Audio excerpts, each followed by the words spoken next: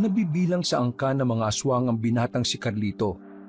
Bata pa lamang siya ay mulat na siya sa katotohanan na kahit na kailan, hindi nila makakasundo ang mga tao. Nasanay ang binata sa kultura ng kanilang lahi. Mga paniniwala na halos kasalungat ng mga tao sa ibang bayan.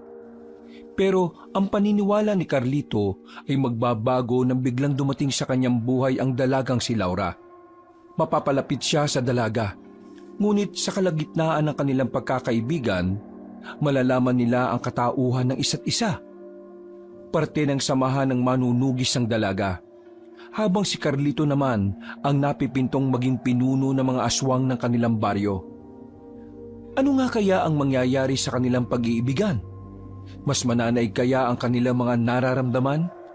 O mas mangingibabaw ang pagmamahal nila sa kanilang mga kanya-kanyang pinaglalaban?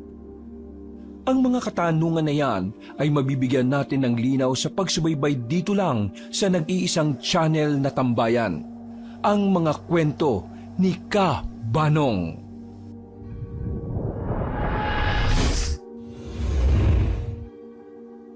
Pagsapit pa lang ng kinagabihan, hindi na magkandao-gaga ang mga aswang sa Baryo Karimlan.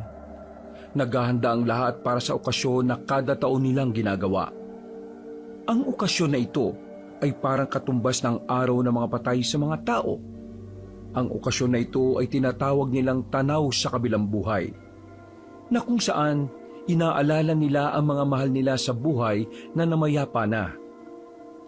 Pero kung sa mga tao ay nalulungkot sila sa araw ng mga patay, ang mga aswang ay masaya kapag tanaw sa kabilang buhay na ang usapan. Sa araw kasi na ito, pakiramdam nila ay muling nabubuhay ang mga namatay na. Kaya naman nagsasagawa sila ng maraming ritual. Naghahanda sila ng maraming pagkain na kanilang inaalay. Nakasuot silang lahat ng kulay pula. Sumisimbolo kasi yon para sa kanila sa kasiyahan. Ang paniniwala kasi nila, sa araw na inaalala nila ang mga namayapa na, mas nagiging masaya ang mga kaluluwa kapag nakakakita ng kulay na pula. Insan, kailangan ba talaga nating sumama? Hindi ba pwedeng hintayin na lang natin silang makauwi? Ayaw mo bang dalawin ng mama mo sa puntod niya? Hanggang ngayon kasi, sisisi ko pa rin ang sarili ko kung bakit siya namatay eh. Kaya hindi ko alam kung may karapatan ba akong humarap sa puntod niya. Ilang beses ko mang sasabihin sa'yo na wala ka namang kasalanan kung bakit namatay ang mama mo. Namatay ang mama mo dahil ginawa niya lang ang nararapat bilang nanay mo. Pero hindi pa rin natin maalis na ako ang dahilan kung bakit siya naparusahan. Kung hindi ko sana inawa yung anak ng Supremo ng kabilang angkan hindi sana papatawan ng bitay si Mama. Wala na tayong magagawa. Yun ang batas sa ating mga aswang. Mataas na aswang ang nakalaban mo at mabigat ang nagawa mo. Muntikan mo na siyang mapatay eh. Alam mo naman na kapag buhay ang usapan, buhay din ang kapalit. Alam mo, gusto ko nga rin humingi ng paumanhin sa'yo. Wala akong nagawa para baguhin ang isip ni Lolo. Pero kasi, yun ang batas eh. Kasi anak niya ang mama mo. Kung kailangan parusahan, gagawin niya yun. Kilala mo naman si Lolo Tibo, di ba? Pero anak niya pa rin yun. Hindi man lang ba siya naawa? Insan, kahit na kailan, hindi nakatataas ang awa sa batas. Walang kwentang emosyon kapag kaharap nito ang batas nating mga aswang. Kaya ikaw pumunta ka na. Kung ako sa'yo, magtino ka. Sigurado kung hinihintay ka ni Tia. Huwag mong sayangin yung ginawa niyang sakripisyo para lang maligtas ka. Napatango na lamang si Abel. Medyo naliwanagan na rin ito sa sinabi ni Carlito. Bata pa lamang sila, silang dalawa na talaga ang magkasanggang dikit. Magkasama sila sa lahat ng bagay. Parang magkapatid na rin ang turingan nila sa isa't isa. Pagkatapos ng kanilang pag-uusap, agad na rin silang lumabas sa silid na yun. Nasaktuhan nilang nasa sala ang mag-asawang Tibo at Miray, ang kanilang lolo at lola.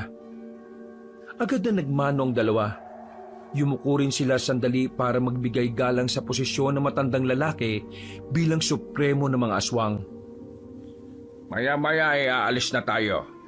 Huwag niyong gustutin ang mga suot ninyo, ha? Nakakaya sa mga magulang ninyo kung haharap tayo sa kanilang gusgusin kayong dalawa. Nakahanda na po kaming dalawa. Di ba, Abel?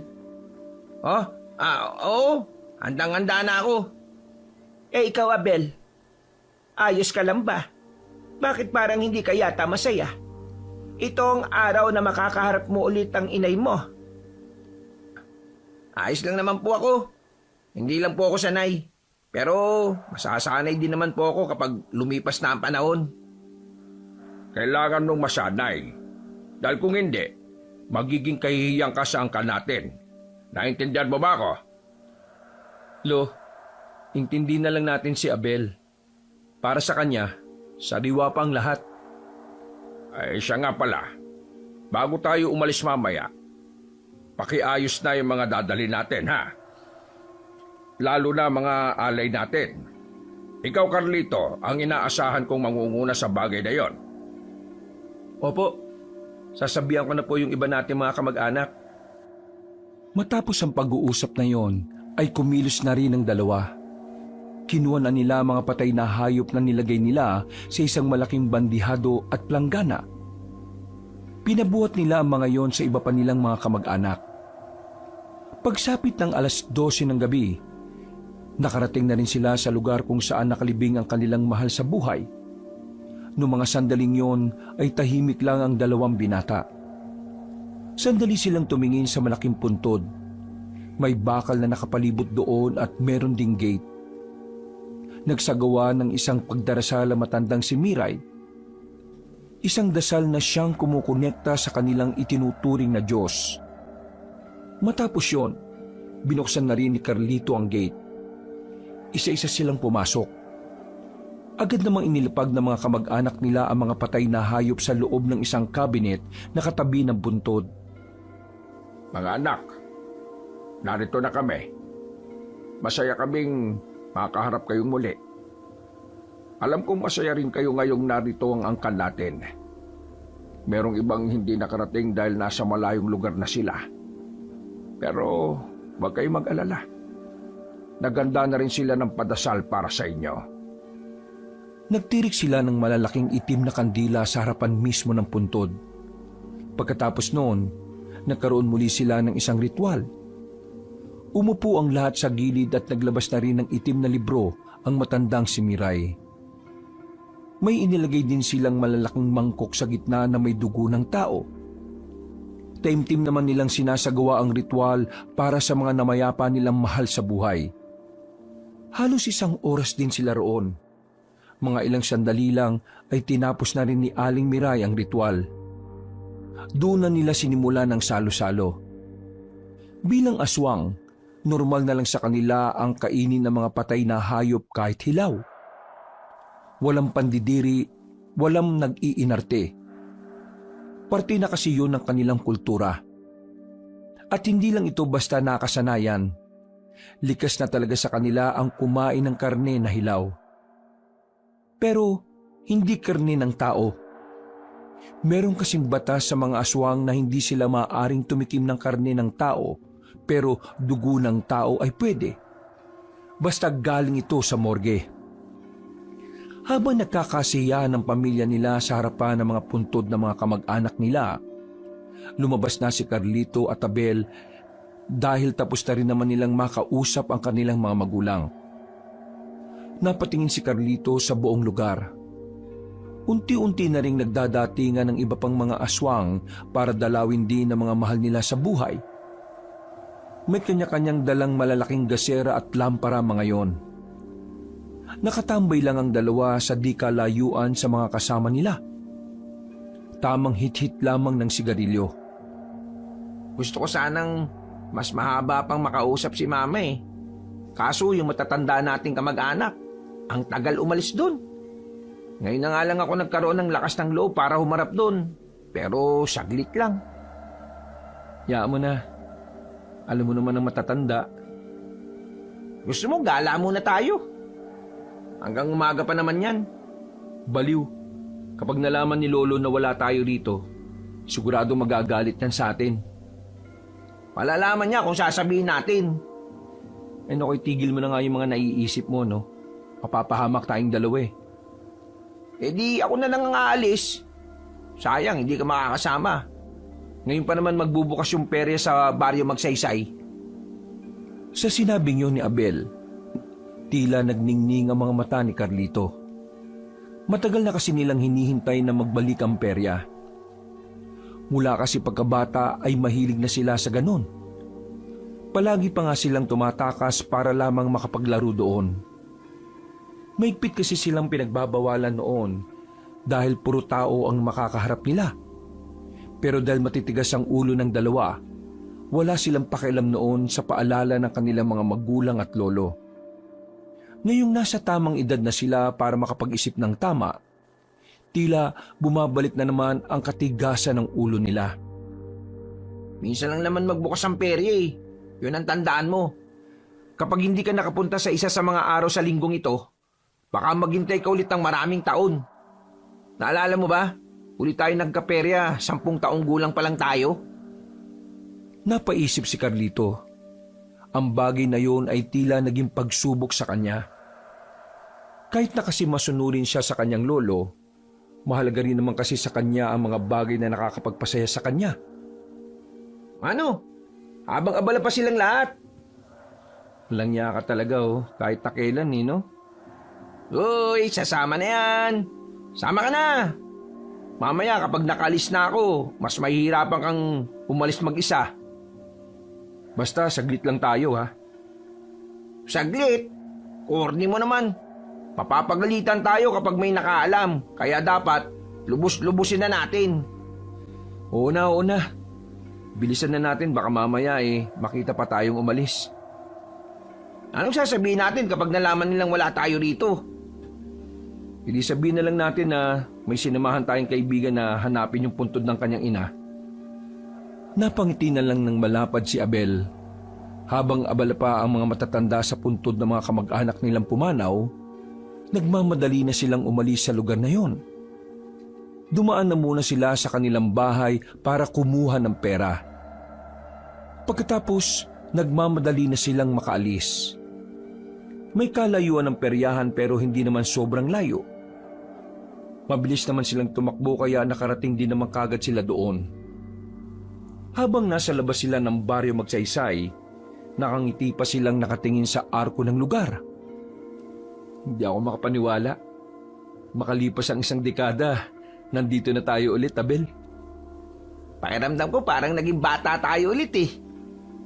Pero, kailangan pa rin natin mag-ingat ha. Baka mamaya may makasalubong tayo mga albularyo. Ang sabi ni Lolo Tibo, ang mga albularyo, magiling kumilatis ng aswang o tao ang kaharap nila. Saka mo na isipin yan. Ang malaga, nandito na tayo. Makakapaglaro na rin tayo ng mga gusto natin. Ang sarap kaya ng pakiramdam na makalaya kahit na sandali. Huminga sila ng malalim at kapwa sumilay ang ngiti sa kanilang muka nang pumasok na rin sila roon. Kaunting lakad lang nga nila, nakarating na rin sila sa malawak na kapatagan kung saan naroon ang peryahan. Mas lalo silang natuwa dahil sa magagandang ilaw na kanilang nakikita. Ang daming tao, halos lahat ay tuwang-tuwa. O ano, iwalay mo na tayo. Maghanap ka ng lalaruan mo. Ako naman maglalaro ako dun sa tira-tira ng baso. O sige, basta huwag ka masyadong lalayo ha. Magkita na lang tayo ulit dito kapag tapos ka na. Nag-apir pa ang dalawa at saka naghiwalay na rin. Agad na lumapit ang binatang si Carlito sa tapat ng color game. Masigla siyang tumaya ng pera sa kulay pula. Mas lalo siyang natuwa nang manalo siya sa unang taya pa lang. Hanggang sa hindi na niya napapansin na nalilibang na pala siya roon. Parami na rin ng parami ang perang hawak-hawak niya. Maya-maya pa ay nahinto siya sa pagtaya nang biglang makaramdam siya ng kakaiba sa kanyang paligid. Nang igala niya ang kanyang tingin, nakita niya ang isang matandang lalaki na naglalakad papalapit sa color game. Agad na dumaloy ang kaba sa kalooban niya. Unang tingin niya pa lang sa matandang yon, alam na niyang albularyo ito. Kaya naman nagsimula na rin siyang mataranta. Hindi. Kailangan kong kumalma para hindi niya ako mahalata. Isa pa, kahit may dala siyang langis, hindi naman kukulo yun dahil may pangontra akong singsing. Hinayaan na lamang ni Carlito na makalapit ang albularyo. Kampante siyang hindi naman malalaman na matandang yon na aswang siya. Nang makalapit na ang matandang lalaki, narinig niyang tinawag yon sa pangalang Mang Tonyo. Medyo may kaangasan ng boses ng matanda nang sumagot ito sa kausap. Habang si Carlito naman, gumilit pa siya para hindi niya makatabi ang matandang albularyo. Nababagot ako sa kampo namin kaya heto. Gumalagala na muna ako. Sakto, bukas na pala ulit tong peryang to. Natawa pa ang matandang lalaki. Sasamantalihin na sana ni Carlito ang pagkakataong yon para umalis, pero hindi pa man siya nakakalayo ay tinawag na siya ni Mang Tonyo. Agad na dumaloy ang kaba sa kanyang sistema. Namamawi siyang kanyang palad. Ang unang pumasok sa isipan niya kapag naalaman nitong aswang siya, wala siyang magagawa kundi palagan ito. Binata! Maraan siyang humarap. Malakas ang kabog ng kanyang dibdib. Buong akala niya ay alam na ni Mang Tonyo kung ano ang tinatago niya. Yung 100 mo ay nahulog, oh. Nakahinga ng maluwag ang binatang si Carlito. Pagtingin niya sa ibaba, nakita niya nga na nasa lupa ang 100 piso. Agad niya yung dinampot at ngumiti siya ng papilit at saka nagpasalamat. Nagmamadali na siyang makaalis doon. Hinanap niya agad ang kanyang pinsan na si Abel. Pero sa kasamaang palad, dahil sa lawak ng peryahan at sa dami ng tao, hindi niya agad yun makita. Kakamadali niya, hindi niya inaasahan na isang babae ang kanyang makakabangga. Dahil sa banggaan, kamuntikan ng matumba si Carlito. Buti na lang ay nakahawak siya sa bakal na haligi. Ang nakabanggaan niya namang babae ay nanatiling nakatayo lang. Parang wala lang nangyari. Ayos ka lang ba? Pasensya ka na ha. Hindi rin kasi ako nakatingin eh. Hindi agad nakasagot ang binata. Napatitig muna siya sa mukha ng dalaga. Napakaganda kasi ng babaeng kanyang kaharap. Sa buong buhay niya, ito ang unang pagkakataon na nakakita siya ng ganong klaseng kagandahan. Meron din namang magaganda sa kanilang lugar, pero para sa kanya, kakaiba ang ganda ng kausap niya. Nagliliwanag ang ganda nito. Mahiwaga at sobrang kakaiba. Ang sabi ko kung ayos ka lang. Ha? Oo. Ayos lang naman. Pasensya na rin. Hindi rin kasi ako nakatingin eh. Pasensya ulit. Pero sa susunod, dapat tumingin ka rin sa dinaraanan mo ha. Oo. Pasensya na ulit. May hinahanap kasi ako at saka nagmamadali ako eh. May hinahanap ka? Kasintahan mo? Hindi. Pinsan ko. Naghiwalay kasi kami kanina. Kailangan na naming umuwi. Ganun ba? Ano bang itsura ng pinsan mo? Dito rin kasi ako nagtatrabaho, baka matulungan kita. Nagtatrabaho ka dito? Talaga? Bakit parang gulat na gulat ka? Ngayon ka lang ba nakarinig ng taong nagtatrabaho? Hindi naman. Hindi ko lang inakala. Tagabantay ako dito. Kami ang nagpapanatili ng kapayapaan dito. Kami rin ang mga magtatanggol sa mga tao sakaling may mga masasamang elemento ang umatake rito. Masasamang elemento? Oo, masasamang elemento. Alam mo ba yon? Yung gaya na lang ng sa aswang? Sa puntong ito, mas lalong nadagdagan ng kaba ni Carlito. Hanggang ngayon kasi, naririnig pa rin niya ang salitang aswang sa lugar ng mga tao. Para sa kanya, isa lamang yung patunay na hanggang sa kasalukuyan, kalaban pa rin ang tingin sa kanila ng mga taga-baryo. Aswang? Hindi naman totoo yung ganun, di ba? Mga kwentong bayan lang yon. Kwentong bayan? Hindi Totoo ang mga aswang. Alam mo kung anong totoo? Nakalaban sila ng mga lolo namin noon. O sige na. Pasensya na ulit ha. Kailangan ko pang mahanap yung pinsan ko eh. Uuwi pa kasi kami sa malayo. Pasensya na miss ha. Napailing na lang sa kanya ang babaeng si Laura nang maglakad na rin siya paalis. Bumuntong hininga na lamang din si Carlito nang ipagpatuloy ang paghahanap sa kanyang pinsan. Sa halos 10 minutong paikot-ikot sa perya, nakakaramdam na ng kaba ang binata.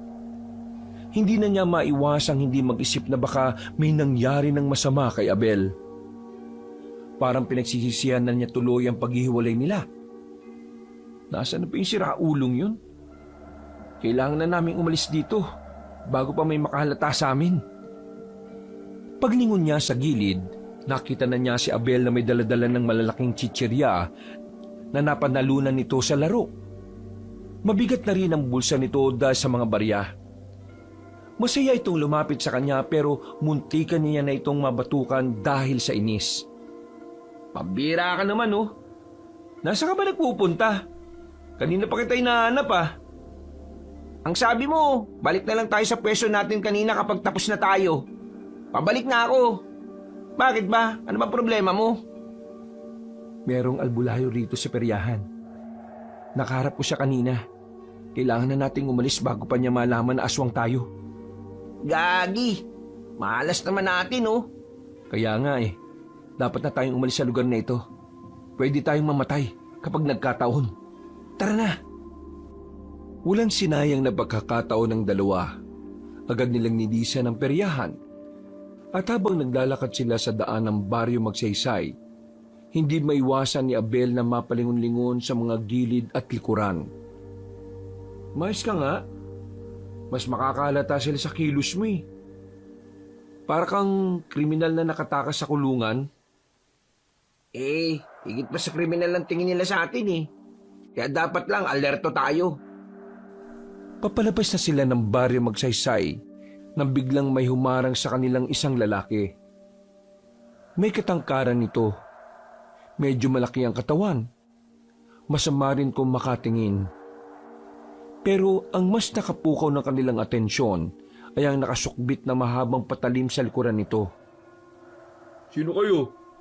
Hindi kayo taga rito ah. Nagsimula na namang tumaas ang level ng kanilang kaba sa pagkakataong ito. Napansin ni Carlito ang kamay ni Abel sa likuran nito. Humahaba ang kuko ng kanyang pinsan. Tanda na handa itong lumaban sakaling malagay sila sa alanganin. Kaya naman, ginawa na lamang ni Carlito ng paraan para hindi sila humantong sa karahasan. Galing kami peryahan. Ayun oh, may mga daladala pa siyang napanalunan niya. Hindi kayo taga rito. Bakit kayo nandito? Doon nandun sa kabila ng mga hindi nakatira sa baryo Magsaysay. Ganun ba? Bago lang kasi kami. Taga Maynila kami. Hindi namin kabisado kung ano ang daang meron dito. Isa pa, napadaan lang din naman kami. Anong pangalan niyo? Carlito, ito naman si Abel. Tumingin sa kanila ang lalaki na parabang hinuusgahan ng kanilang buong pagkatao. Tumingin pa sa kanila yon ng masama ng ilang segundo. Ikaw, anong pangalan mo? Bakit mo kami hinaharang? Sino ka ba? Ako si Sagani, isang manunugis. Hinaharang ko kayo para makasigurado akong hindi kayo aswang. Aswang? May ganun ba? Wala namang ganun ah. Malabo naman na maging ganun kami. Kung hindi kayo naniniwala, bahala kayo sa mga buhay nyo. Sige na, umalis na kayo. Sa susunod, aalamin nyo ang tamang daan para hindi kayo naaabala. At para hindi na rin kayo makaabala pa.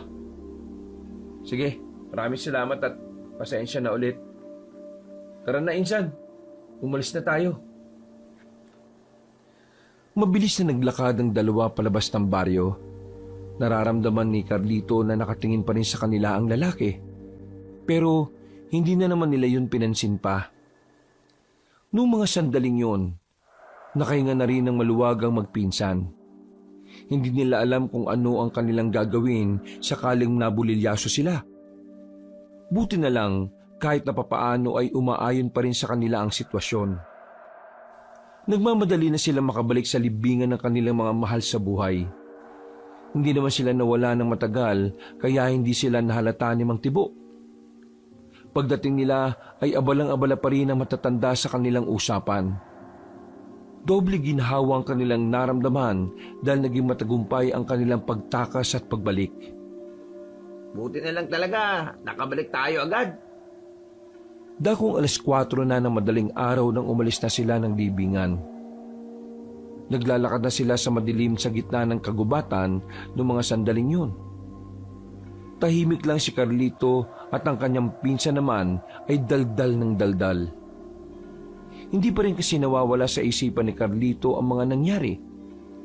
Pero sa hindi inaasahang dahilan, pumasok sa kanyang isipan ang mukha ng babaeng nakabanggaan niya. Napangiti siya ng palihim. Hindi niya rin alam kung bakit. Basta palagay niya, natuwa siya sa kagandahan ng dalaga. Nang makauwi na sila sa kanilang bahay, habang nagkakape si Carlito sa bakuran ay nilapitan siya ni Abel at tinanong, Kanina, salita ako ng salita. Ang lalim ng iniisip mo. Tapos, nakangiti ka ba?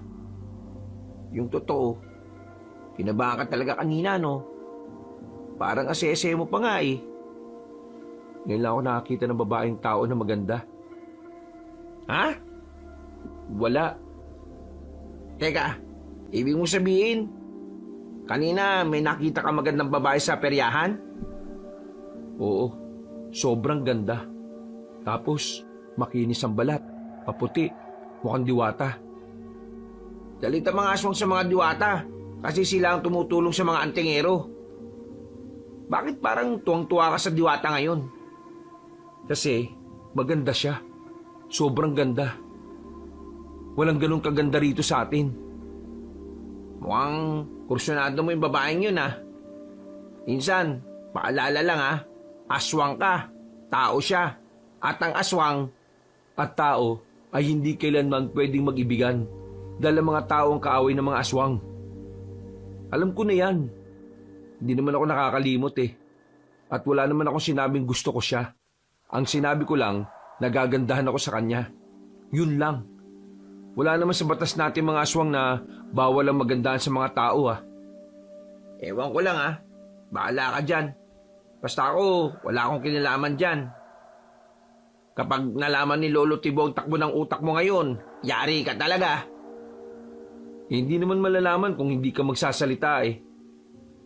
Tulog na ako ah, naantok na ako eh. Napailing na lamang si Carlito. Kumaway na lamang siya sa papalayong pinsan. Magkatabi ang bahay ng kanyang lolo at bahay na tinutuluyan ni Abel. Maraming araw pa ang nakalipas. Naging abala ang binatang si Carlito sa pagsama sa kanyang lolo Tibo. Marami silang kinakausap na mga supremo sa mga kalapit na probinsya at mga baryo. Laman ng mga napag-usapan ang tungkol sa mga hakbang kung papaano lalabanan ng mga manunugis. Sa mga nagdaang buwan kasi, makailang ulit silang nakakatanggap ng mga balitang hinahanap ni sila ng mga tao. Nagsimula ng mga manunugis na isa-isahin ang kuta at baryo ng mga aswang. Dahil dito, nagsimula na ring maalarma ang mga supremo na siyang namumuno sa bawat angkan. Lo, totoo ba talagang hindi magiging epektibo ang pakikipagkasundo sa mga tao? Hindi sila kailanman magtitiwala sa mga aswang. Yun ang di natin mababago. Isa sa malinaw na dahilan para isipin natin kahit na kailan, hindi mangyayari ang usapang pangkapayapaan. Hindi ka pwedeng makipagkasundo sa mga tao. Una pa lang wala nang tiwala sila sa iyo. Mas lalo lang lalala ang sitwasyon. Para na lang sa mag-asawa, masisira at masisira ang relasyon kung pareho kayong may iniisip na masama sa isa't isa. Tama naman po kayo sa sinabi ninyo. Pero napapaisip lang po kasi ako. Paano naman yung mga taong walang kinalaman? Paano naman yung mga aswang na walang ugnayan sa mga alitan? Di ba parang nadadamay lang sila? Kapag dugo sa dugo ang usapan, damay lahat. Walang pinalalagpas. Ganon din naman ang mga tao sa atin. Lahat ng aswang, masama sa paningin nila. Bata o matanda man yan. Kaya ikaw ha, huwag ka masyadong magpabulag na ang mga tao ay mababait. Kahit na kailan, hindi nila kayang maging mabuti sa mga kagaya natin. Kalaban natin ang mga tao. Wala ni isa sa kanila ang magiging kasundo natin. Kaya kapag nakakita ka ng tao, huwag ka magtitiwala sa kanila. Isang malalim na paghinga na lamang ang ginawa ng matandang aswang na si Tibo. Ayaw na ayaw kasi nitong pag-usapan ng mga ganoong bagay. Ayaw kasi niyang lumalabas ang matinding galit niya dahil sa mga tao. Tara na, bilisan na natin maglakad. Kanina pa tayo hinihintay ng lola mo. Pag-uwi nila sa bahay nila, ay nakahanda na ang kanilang mga pagkain para sa hapunan. Mga karniyo ng baboy, mga hilaw pero nilinis na ng maigi. Bago sila kumain ay nagritual sandali ang matandang babae na si Aling Miray. May kung ano-ano na namang itong binabanggit na pangalan ng kanilang mga Panginoon. Matapos yun, ay sabay-sabay na rin silang kumain. Pagkatapos, umalis ang dalawang matanda para dumalo sa isang pagpupulong. Pagkakataon na ni Carlito ito para makaalis sila ng kanilang lugar. Gusto na naman kasi niyang makita ang dalagang nakausap niya sa perya. Uy, saan ka pupunta? Aalis ka no? Gusto mo bang sumama? Mambira ka talaga. Dati ikaw ang pumipigil sa akin umalis. Tapos ngayon, ikaw ang nagyayaya. Sabihin mo nga sa akin, dahil ba yan dun sa babaeng tao? Ha? Hindi ah. Gusto ko lang naman maglaro sa perya. Pinagsasabi mo dyan. Buwang ka yata eh. Sus, huwag ka na magkaila. Kitang-kita sa pagmumukha mo, no? Bakit ka ba nagsisinungaling pa sa akin? Eh, hindi naman kita isusumbong. O yan no. Sasama ka pa ba? Oo na. Nakakabagot din dito sa bahay eh. Palihim na nakaalis ang dalawa ng kanilang lugar. Masaya silang nagagawa pa rin nila ng swabe ang kanilang pagtakas kahit maraming mga aswang na gumagala sa gubat. Kabisado na kasi nila ang mga pasikot-sikot na mga dadaanan nila. Bata pa lang kasi sila ay lagi na nilang nililibot ang kagubatan. Nang makalayo na sila, agad silang tumungo sa kalsada. May napadaan na truck ng gulay at kahit umaandar pa yon, ay sumabit na lang sila sa likuran. Insan, kumapit ka na maayos ha. Naalala mo ng mga bata pa tayo? Nalaglag ka sa ganito kasi ang tanga-tanga mong kumapit. Ano ka ba? Pinaalala mo pa talaga ha? Ikaw nga, tumakay ka sa truck ng buhangin eh. Nagtawanan na lamang ang dalawa habang nakasabit sila sa truck na yon. Makalipas lang ang ilang minuto, narating na rin nila ang baryo na Magsaysay. Papasok na naman sila roon kahit na napagbawalan na sila ng lalaking nakausap nila. Paglapit nila sa harapan ng baryo, nakita agad nila ang lalaking si Isagani.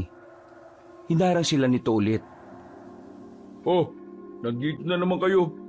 Di ba nasabihan ko na kayo na hindi pwedeng dumaan dito ang mga dayo? Ano bang mahirap intindihin sa bagay na yun? Ang totoo niyan, hindi kasi namin alam yung sinasabi mong daan sa kabila. Dito kami ibinababa ng sinasakyan namin eh. Pasensya ka na ah. Pero baka pwede mo na lang kami padaanin. Tapos, doon na lang kami magtatanong sa perya kung saan ang daan paalis. Hindi pwede. Hindi kami nagpapadaan ng hindi taga rito. Bakit ba ang tigas ng bungo nyo? At saka, di ba taga Maynila kayo? Bakit kayo gala ng gala sa gabi? Hindi nyo ba alam na may mga aswang na gumagala-gala rito sa area namin? Kinakakabagot na kasi sa paupahan namin eh. Wala naman siguro masama kung paminsan-minsan maglibang din kami. At saka, para maging maganda na rin ang pagbabakasyon namin. Di nga pwede. Kapag kayo nabiktima ng mga aswang, kami ang malalagay sa alanganin eh. Kami ang pagagalitan ng nakatataas dahil pinapasok namin kayo. Kaya kung ako sa inyo, umuwi na lang kayo. Sandaling lumayo ang dalawa at tagbulungan. Nakatingin lang naman sa kanila ang lalaking si Isagani. Kung tumalunan na kaya tayo ng mataas para makapasok tayo. Doon sa dilim mo, pwede rin naman tayong gumapang na mabilis. Aswang naman tayo eh. Hindi ka ba nag-iisip? Baka may makaramdam ng presensya natin kapag kumilos tayo ng di normal. Yan ang... Hoy! Anong pinagbubulungan nyo? Kalma, relax. Hindi mo naman kailangan bunutin yan eh. Nag-uusap lang kami kung paano kami makakapunta sa perya. Hindi kasi talaga namin alam ang kabilang daan eh. Sige na bro, papasukin mo na kami. Gusto lang naman namin maglaro sa perya eh. Nung bata kasi kami, lagi kasi kami nakakulong. Wala kaming kaibigan. Buti pa nga ikaw, mukhang marami kang kaibigan eh. Mukhang lagi kang nasa perya nung bata ka. Kayo? Hindi kayo nakapagperya nung bata pa kayo? Oo, hindi. Lagi kaming nakakulong. Pinagbabawalan kami ng mga magulang namin na umalis. Sabi kasi nila, maraming masasamang loob sa labas ng bahay. Kaya para kaming tanga ngayon na tuwang-tuwa sa perya. Kasi ngayon lang namin nararanasan yan eh. Wala rin kasi niya masyado sa Maynila. Pinagbabawal na. Tila nakaramdam ng awa ang lalaking si Isagani sa kanila. Binitiwan nito ang hawak na mahabang patalim. Bumuntong hininga ang lalaki. Akala na magpinsan ay papayagan na sila nito. Pero nagkamali silang dalawa. Hindi pa rin pwede. Napabugan na lang ng malakas na hangin na magpinsan. Dismayado sila sa naging tugon ng kanilang kausap. Ang bira naman to. Kala pa naman namin papayag ka na. Nagpakita ka pa ng awa. Kahit na kailan, hindi mangingibabaw ang awa sa batas. Ang batas ay batas. Ito ang nakahigit sa lahat. Biglang naalala ni Carlito ang pananaw niyang halos kagaya ng kay Isagani. Kaya naman nawala na sila ng pag-asa makapasok. Buti na lamang biglang dumating ang dalagang si Laura. Ang dalagang nakabanggaan ni Carlito. Lumapit yun sa kanila. Sa nakikita nilang magpinsan, mukhang makakilala si Isagani at ang dalaga. Ito kuya, Itong dalawang to eh. Nagpupumilit na makapasok ng baryo natin. Pupuntang perya. Sinabi kong dapat alam nila yung daan sa kabila para doon na lang sila dumaan. kilala ko ang isang ito. Nakabanggaan ko siya sa perya nung nakaraang gabi. Oo, tama ako yun. Nung nakabanggaan mo ko, hinahanap ko kasi talaga yung pinsan kong to. Alam ko, naalala ko. Baka naman pwedeng papasukin mo kami. Ang dami na naming dalang barya dito. Oh. Inalog-alog pa ni Carlito ang kanyang bulsa na may lamang tig-5 at tig-10. Sige na. Gusto ko makakuha ng platong babasagin eh. Visit kasi ang hirap ipasok ng barya sa butas. Hindi naman kami masasamang tao eh. Gusto lang talaga namin maglaro. O sige, sumunod kayo sa akin. Pinagsasabi mo, may patakaran tayo na bawal ang mga tagalabas. Ginagawa natin yun para maiwasan natin makapasok ang mga aswang dito. Mukha namang hindi sila aswang eh. Akong bahala magpaliwanag kay Mang Tonyo, sakali magalit siya. Laura naman! Kuya, sige na. Kawawa naman tong dalawang to. Para mga isip bata eh. Wala nang nagawa pa si Isagani. Bumuntong hininga na lamang ito at hinayaan makapasok ang magpinsan. Malakas kasi talaga si Laura sa kanyang kuya, kaya hindi tumatanggihan ng binata. Nagtitiwala ako sa inyong dalawa ha, na wala kayong gagawin masama sa peryahan. Kaya umayos kayo. Naku, hindi naman talaga kami masama eh. Yung iba lang. Kapag naalaman ko na may ginawa kayong katarantaduhan, nakikita niyo tong nasa likuran ko, itataga ko ito sa inyo hanggang sa maging giniling na kayo. Grabe, nakakatakot ka pala magalit. Nagsimula na silang maglakad. Nasa unahan nila ang babaeng si Laura. Hindi maiwasan ni Carlito na mapatingin sa katawan ng dalaga. Sa mga sandaling yon, nakikita ni Carlito ang hubog ng katawan ni Laura. May pagkamasikip din kasi ang suot nitong maong at damit. Wala siyang kaalam-alam na ang pinunta mo rito ay siya talaga. Huwag ka nga maingay. May sinasabi ba kayong dalawa? Wala naman. Nakakatuwa lang kasi ang bait mo. Ngumiti lang ang dalaga. Para namang kinilig ang lalaking si Carlito. Hindi niya inakala na magtatama ang kanilang paningin ng ganoon katagal. Nang makarating na sila sa peryahan, hindi na natiis pa ni Carlito ang mga sandaling yon. Pinaalis na muna niya si Abel para masolo ang dalaga. Maraming salamat nga pala at pinapasok mo kami. Ah, siya nga pala. Kuya mo ba yung lalaking yon? Ang sungit eh. Pinsan ko siya. Kuya ko na rin. Ginagawa lang naman niya ang trabaho niya eh. Sobrang higpit pala rito sa baryo ninyo, no? Oo, kasi may banta na mga aswang ang mga baryo dito sa amin para maiwasang mapasok agad kami. Pinagbabawalan talaga ang mga hindi namin kilala na makapasok ng baryo magsaysay. Itong peryahan ba? May mga bantay din? Oo, ako naka-assign dito. May mga ilan lang akong kasama. Teka, di ba sabi mo nung una hindi totoo ang aswang? Pero bakit parang interesado ka na ngayon? Kasi nagtanong-tanong ako sa amin. Sabi nila, totoo raw. Di totoo. Madali ka palang maniwala sa sabi-sabi. Pero totoo ang mga aswang. Hindi ako pwede magsinungaling pagdating sa bagay na yon. Siya nga pala. Ano nga palang pangalan mo? Ako nga pala si Carlito. Gusto ko lang malaman ang pangalan mo para kapag nagkikita tayo rito, may nababanggit akong pangalan. Lalo na kapag nagpapasalamat ako sa'yo. Laura. Laura ang pangalan ko, Carlito. Maraming salamat ulit, Laura, ha?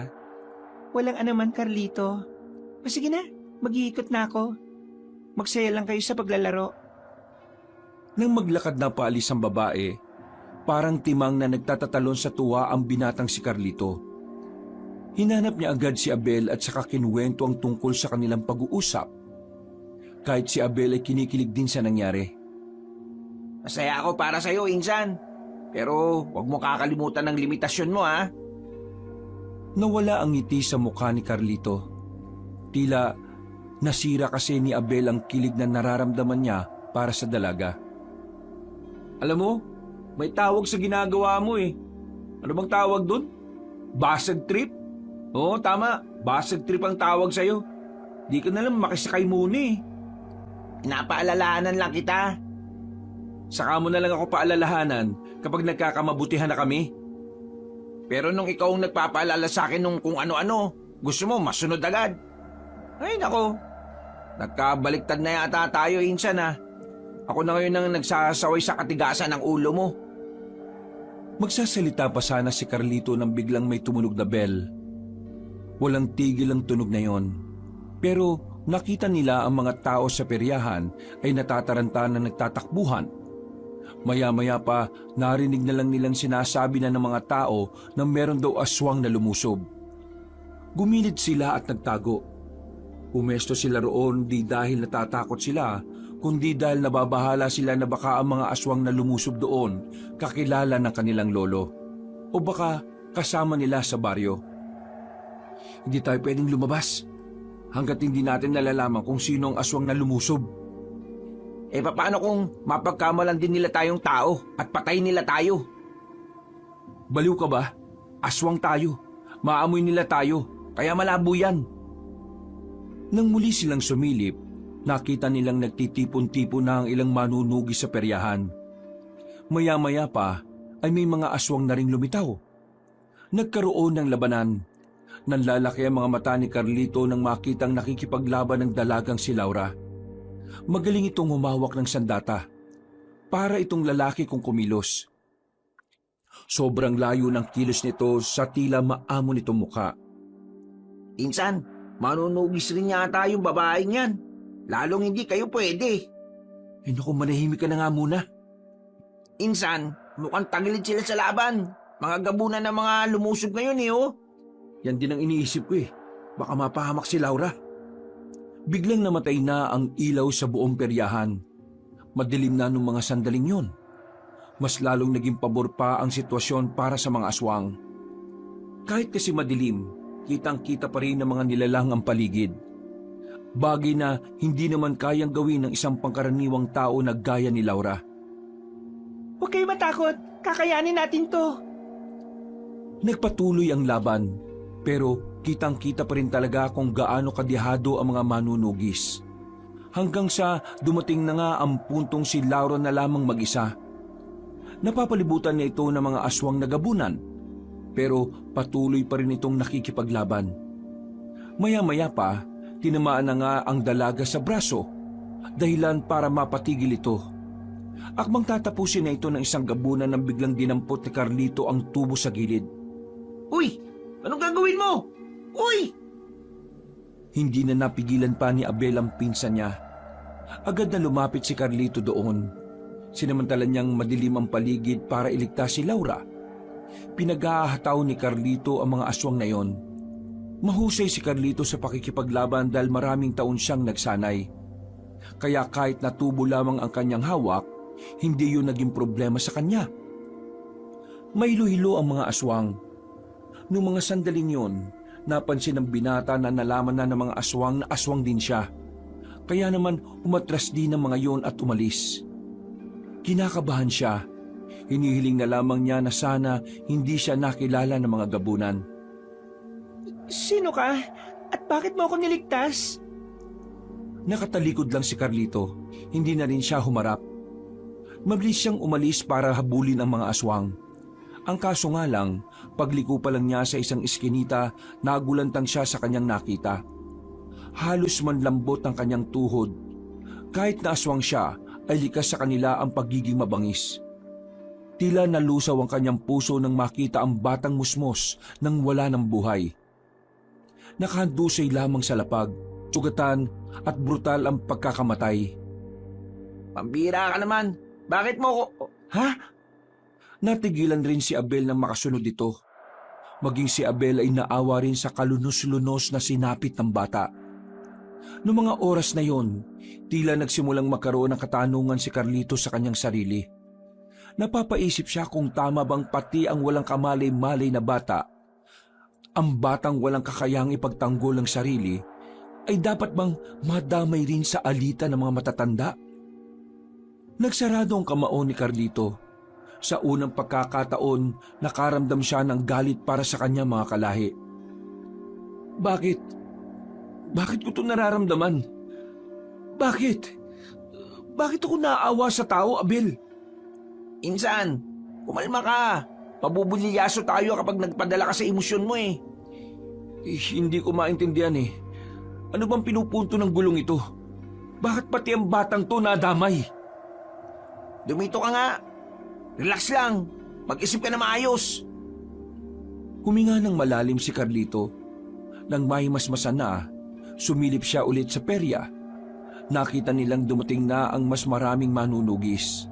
Kaya naman naisipan na rin nilang umalis doon bago pa magginala sa kanila ang mga yon. Nagmamadali silang pumasok sa kagubatan. Mabilis ang pagtakbong ginawa nila para hindi sila makita ng mga manunugis. Nang makalayo-layo na, ay saka lamang sila nakahinga na maayos. Tumambay na muna sila sa gilid ng batis. Napasandal na lamang si Carlito sa katawan ng puno. Napapabuntong hininga na lamang. Napapailing at hanggang sa mga sandaling yon, hindi pa rin mawala-wala sa isipan niya ang kaawa-awang bata. Akala ko noon, tama lang ang ipinaglalaban nating mga aswang.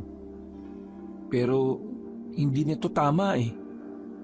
Tingin ko, kaya ayaw nilang may makausap tayong tao kasi ayaw nilang malaman natin na kaya maging mabuti ng mga tao. Ang sinasabi mo ba eh, nilalason nila ang utak natin para manatili tayo sa paniniwalang ang mga taong kalaban nating mga aswang? Oo, ganun na nga. Tingnan mo, mabait naman si Laura sa atin, di ba? Mabait ang batang pinatay kanina. Bata pa yun eh. Mabait nga si Laura sa atin kasi hindi naman niya alam na aswang tayo. Kapag nalaman niya na aswang tayo, siguradong kaya lang naman sila galit sa atin kasi marami na rin ginagawang kasamaan ng lahi natin sa mga tao. Natitiyak ko na kapag nalaman nilang may mga aswang na kaya mag-isip ng tama, sigurado ako makakasundo natin sila eh. Insan, baka nakakalimutan mo. Laging sinasabi sa atin ni Lolo Tibo na ang kasunduan sa pagitan ng tao at aswang ay isang malaking kalokohan. Ewan ko. Bahala na. Basta, hindi na ako papayag na may madamay pang bata sa gulo na to. Tumayo na ang binatang si Carlito. Hawak-hawak niya pa rin ang bakal na tubo. Maglalakad na sana sila para umalis nang biglang nakakita sila ng isang hayop na parang kasing laki ng aso. Pero hindi yung pangkaraniwan para sa kanila. Nakatungtong lamang ito sa ibabaw ng malaking bato. Daan-daan silang lumapit doon. At dahil dito, napagtanto ni Abel kung anong klase ng hayop yon. Insan, isa itong hunyango. Hunyango? Baliw ka ba? Hindi ganyan kalaki ang hunyango. Hunyango yan. Tingnan mo oh. Nagbabago-bago kulay niya. Magiging kakulay niya yung bato na yan. Magiging kakulay rin niya ang dahon at yung lupa. Hindi makapaniwala si Carlito na tama ang sinasabi ng kanyang pinsan sa mga oras na yon. Nanatili lang sila sa harapan ng hunyango. Nangahawakan na sana ito ni Abel. Bigla na lamang may iniluwang bagay ang hunyango. Isa itong bilog na bato. Para itong perlas pero kulay itim. Inilagay ng hunyango ang bagay na iyon sa ibabaw ng bato. At pagkatapos, mabagal itong bumaba ng bato at saka lumubog na sa tubig. Nagtataka silang dalawa dahil ngayon lamang sila nakakita ng hunyango na sumusuka ng perlas na itim. Tapos, lumulubog pa sa tubig. Sinubukang kunin ni Abel ang perlas, pero paghawak niya, para siyang nakaramdam ng kuryente. Kaya sinubukan din naman ito ni Carlito. Pero wala naman siyang naramdaman. Baka para sa'yo talaga yan. Hindi kaya isa itong mutya? Mutya ng hunyango? Teka, pwede bang gumamit ng mutya ang isang aswang na kagaya mo? Hindi ko alam. Pero bakit parang sa akin ito binigay ng hunyango? Ibig sabihin, pwede nga. Teka. Ang mutya, di ba, sabi ng mga tao, sa kabutihan ginagamit. Isan mo gagamitin yan? Sa pakikipaglaban sa mga tao? O sa pakikipaglaban sa mga kalahi natin? Tingin ko, kung sino ang gumagawa ng masama, sa kanila ko ito gagamitin. Itinago na muna ni Carlito ang perlas na itim. Umuwi sila ng kanilang baryo. Sakto naman na wala pa rin doon ang lolo at lola nila. Hindi na sila natutulog hanggang mag-umaga. Nung umagang yon, kalat na ang nangyaring paglusob ng mga gabunan sa peryahan. Higit sa lahat, kalat na rin ang usapang may isang aswang na nagligtas ng isang tao. Kinabahan agad si Carlito. Nababahala siya na baka merong nakakilala sa kanya. Biglang pumasok ang kanyang lolo sa bahay. Sa mukha pa lang na matanda, kitang-kita na ni Carlito ang pagkainis nito. Balbak talaga magplano si Supremo Kepeng kahit na kailan. Hindi man lang niya sinabi sa mga bata niya na kahit sinong humadlang ay patayin. Ano naman kung may aswang na sumagip sa taong yan? Di sana pinatay nila. Ang dami nila, puro gabunan pa sila. Ay nako, mga inutil talaga. Tibo, kumalma ka. Walang magagawa yung kakaganyan mo. Baka mamaya niyan kayo pa ni Supremo Kepeng ang hindi makaintindihan. Sinasabi ko na kasi na dapat ako magplano at papasamahin ko ang mga bata ko. Ang kaso, nagbida-bida siya. Tingnan mo ang nangyari. Kung sana napatay natin ang mga manunugis na yun, di sana malaking bagay na sana sa atin yan. Isa doon ay opisyal ng manunugis. Yung babaeng nandun sana ang dapat mamatay. Pero ano nangyari? Wala! Ang napaslang lang nila ay ang batang wala namang kwenta. Lihim na nagsarado ang kamao ni Carlito nang marinig ang tungkol sa bata. Hindi niya maiwasang hindi magalit. Kapag naalala niya ang kaawa-awang sinapit ng musmos, nagagalit din siya pati sa kanyang lolo. Kaya nga ang gagawin mo, pupunta ka sa konseho. Titipunin mo ang mga Suprema at ikaw na ang mangunguna sa susunod na atake. Akala mo ba magiging madali ang sunod na atake? Hindi! Ngayong alam na nilang pwede tayong umatake, maghahanda na sila. Sinayang ni Supremo Keping ang pagkakataon na sana hindi nakapaghanda ang mga manunugis. Napainom na lamang ng mainit na tubig ang matandang si Tibo. Napansin nito si Carlito na tahimik lang sa lamesa at parang malalim ang iniisip. Carlito, tahimik ka yata ngayon. Wala ka bang pakialam sa mga nangyayari? Umatake ang mga gabunan sa peryahan kagabi. Pero may isang aswang daw ang nakialam at nag-traitor sa lahi natin. Ano ba masasabi mo ron? Mahalaga ang opinyon mo rito dahil ikaw ang susunod na supremo sa angkan natin. Kung hindi nila kinaya ang isang aswang na nag-traidor, isa lang ang ibig sabihin nun, Lolo. Malakas ang aswang na yon. At mukhang hindi niya gusto ang mga nangyayaring gulo sa pagitan ng mga aswang at mga tao. Kung sino man siya, papatayin ko siya kagad kapag nagkita kami. Walang-wala pa siya sa kalahati ng lakas at karanasan ko. Yan ka na naman eh. Tumigil ka nga. Huwag kang gagawa ng desisyon na nakabase lang sa init ng ulo mo, ha? Tama po si Lola. Nasa iyo nakasalalay ang angkan natin, Lo. Kapag ikaw ang napahamak, malaking kawalan sa atin. Sinasabi mo bang hindi ko kakayanin ng aswang na nag-traitor, ha? Hindi naman po sa ganun, Lo. Nag-aalala lang naman po ako sa inyo. Hindi ko kailangan ng pag-aalala mo. Ang kailangan ko, yung utak mo. Kung meron kang naiisip para hanapin ang traitor na aswang na yon. Huwag po kayo mag-alala, Lo. Kapag nakuha na namin ang impormasyon mula kay Supremo Kepweng, magsasagawa kami ni Abel ng investigasyon. Yan! Tama yan! Nang magkaroon ka naman ng pakinabang sa akin. Tibo naman, ayusin mo nga mga sinasabi mo sa apo mo. Wala naman talagang pakinabang ang isang yan eh. Lagi pang kinokontra ang mga naiisip ka.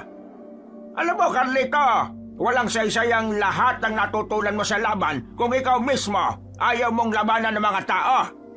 Akala mo ba hindi ko alam na natatakot kang humarap sa kanila? Masyado ka kasi mabait eh. Masyado kang malambot. Tandaan mo ha, ang mga tao ang kalaban natin. Sila ang pumaslang sa mga mahal natin sa buhay. At ang misyon natin sa mundong ito, walang iba kundi ubusin ng mga tao. At tayong mga aswang ang maghahari. Padabog na lumabas ng pintuan ng kanyang lolo. Hindi na lamang niya yon pinatulan pa. Kilala niya ang matandang lalaki. Kahit na kailan, hindi ito magpapatalo. Palaging pinapairal ni Mang Tibo ang pagiging supremo nito, kaya wala ring mangyayari. Apo, pagpasyensyahan mo na ang lola mo. Kilala mo naman yung lolo mong yon. Ayaw noon na natatalo. Ay nako, kung sino ba naman kasi ang traitor na aswang na yon. Kung di na sana siya nakialam di sana tapos na ang buhay ng babaeng yon. Lola, pati ba naman ikaw, ayos lang sa'yo na madamay ang mga taong wala namang kinalaman sa gulong ito. Lalong-lalo na yung batang namatay. Apo, ubusan ng lahi ito. Lahat damay. Kagaya ng sinasabi ng lolo mo sa'yo. Kahit ang mga tao rin, idadamay rin nila lahat ng kalahi natin kahit na bata, kahit na matanda. Pero wala na bang paraan para magkaroon ng kapayapaan? Bakit mo sinasabi ang mga yan? Nakakalimutan mo na ba ang layunin ng buong lahi ng mga aswang? Hindi ko naman po nakakalimutan. Naawa lang ako sa mga kapwa nating aswang na bagong sibol pa lang, tapos mamumulat na sila sa gulo. At kapag minalas-malas pa pwede pa silang mamatay. Ganon din sa mga tao. Apo, wala nang solusyon ng alitan na ito. Ang tanging solusyon na lamang, maubos ang isang panig. Ang mabuti pa, ayusin mo na ang sarili mo. Uutusan kitang tumungo sa bayan. Suot mo ba yung singsing? Kailangan mong bumili ng manok. Isama mo si Abel kasi marami kayong bibilhin. Naligo na lamang si Carlito nung umagang yon. Pagkatapos ay pinuntahan naman niya ang pinsang si Abel. Sakto naman na wala naman itong ginagawa at nagbabasa lang ng kung ano-ano. Mamaya ka na magbasa. Kailangan natin pumunta ng bayan. Wala na tayong pagkain. O sige, pero insan, hindi ba nakahalata si Lolo? Hindi naman. Pero sobrang galit siya. Sabi niya, papatayin niya raw yung traidor na aswang na yon. Medyo kinakabahan nga ako eh. Alam kong gagawin niya talaga yon sa karning malaman niya na ako ang nagligtas kay Laura. Gagawin niya talaga yun. Si mama nga na sarili niyang anak inayaan niyang bitayin. Sige na, tara na. Bago ka pa maiyak ulit. Napapailing na lamang si Carlito nang mauna na itong lumabas ng bakuran. Dakong 8:00 na sila nakaalis ng kanilang baryo. Dinaanan pa kasi nila ang kampo nila Supremo Kepweng. Kumalap lang sila ng impormasyon mula sa mga gabunan.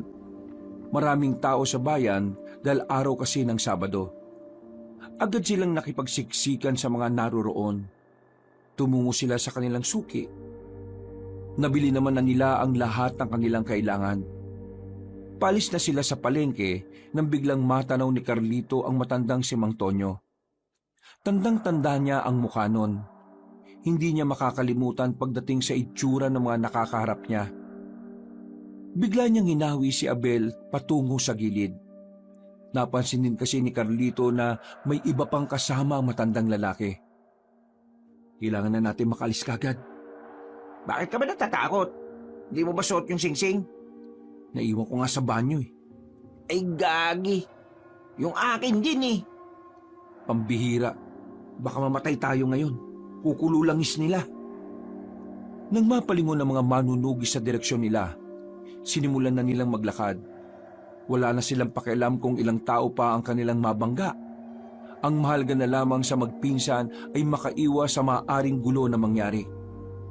Dito muna tayo. Anong dito? Sira ulo ka ba? May dala nga silang langis. Malalaman nila kung nasan tayo. Kailangan natin makasakay kagad. Teka lang naman kasi. Masakit na pa ako Nakatapak ako ng Nakita ni Carlito na dumudugo na ang paa ng kanyang pinsan. Napailamos na lamang siya sa muka. Noong mga sandaling yon, nakita niya ring papalapit na sa kanila ang mga manunugis. Pagtingin nila sa kanilang harapan, nakita nilang meron na ring mga kalalakihan. Wala na silang matatakasan. Kung tatakbo sila, baka bigla na lang may bumaon na palaso sa katawan nila. O baka bigla na lang ding may tumaga sa kanila. Nakatigil lang ang dalawa. Nakahawak pa si Carlito sa dumudugong paa ng pinsan. Nasa harapan na nila si Mang Tonyo. Pero laking pagtataka nila nang parabang hindi sila nakikita ng mga yon. Sobrang lakas ng kulo ng langis ng lana. Kaya nakasisiguro kung nandito lang yon. Doon kayo. Dito kami. Kapag nakita nyo sila hulihin nyo. Pero kapag nalagay na sa alanganin ang buhay ninyo, patayin nyo na. Nag-alisan ng mga manunugis habang silang dalawa nakaupo pa rin doon. Saka lamang napagtanto ni Carlito na nasa kanya pa rin pala ang perlas na bigay ng malaking hunyango. Teka, bakit parang hindi nila tayo nakikita? Tingin ko, gumagana yung mutya ng hunyango. Dinukot ni Carlito ang itim na perlas sa kanyang masikip na bulsa. Napangiti na lamang si Carlito. Buti na lamang ay gumana yon. Dahil kung hindi, baka kanina pa sila pinaglalamayan. Wala silang sinayang na pagkakataon. Umalis na rin sila doon. Mula nang mapagtanto ni Carlito na magagamit niya ang mutsyang yon, sa mga sumunod na araw, inaral niya kung papaano ito gagamitin. Sa loob nga lang ng halos 2 linggo, tuluyan na nga siyang naging bihasa sa paggamit nito. Isang gabi, habang naglalakad pabalik sa kanilang baryo, nakita niya ang kanyang lolo Tibo. Mag-isa itong naglalakad. Sa pagmamadali pa lang ng matanda, alam na agad ni Carlito kung saan ito pupunta. Palihim niyang sinundan si Mang Tibo.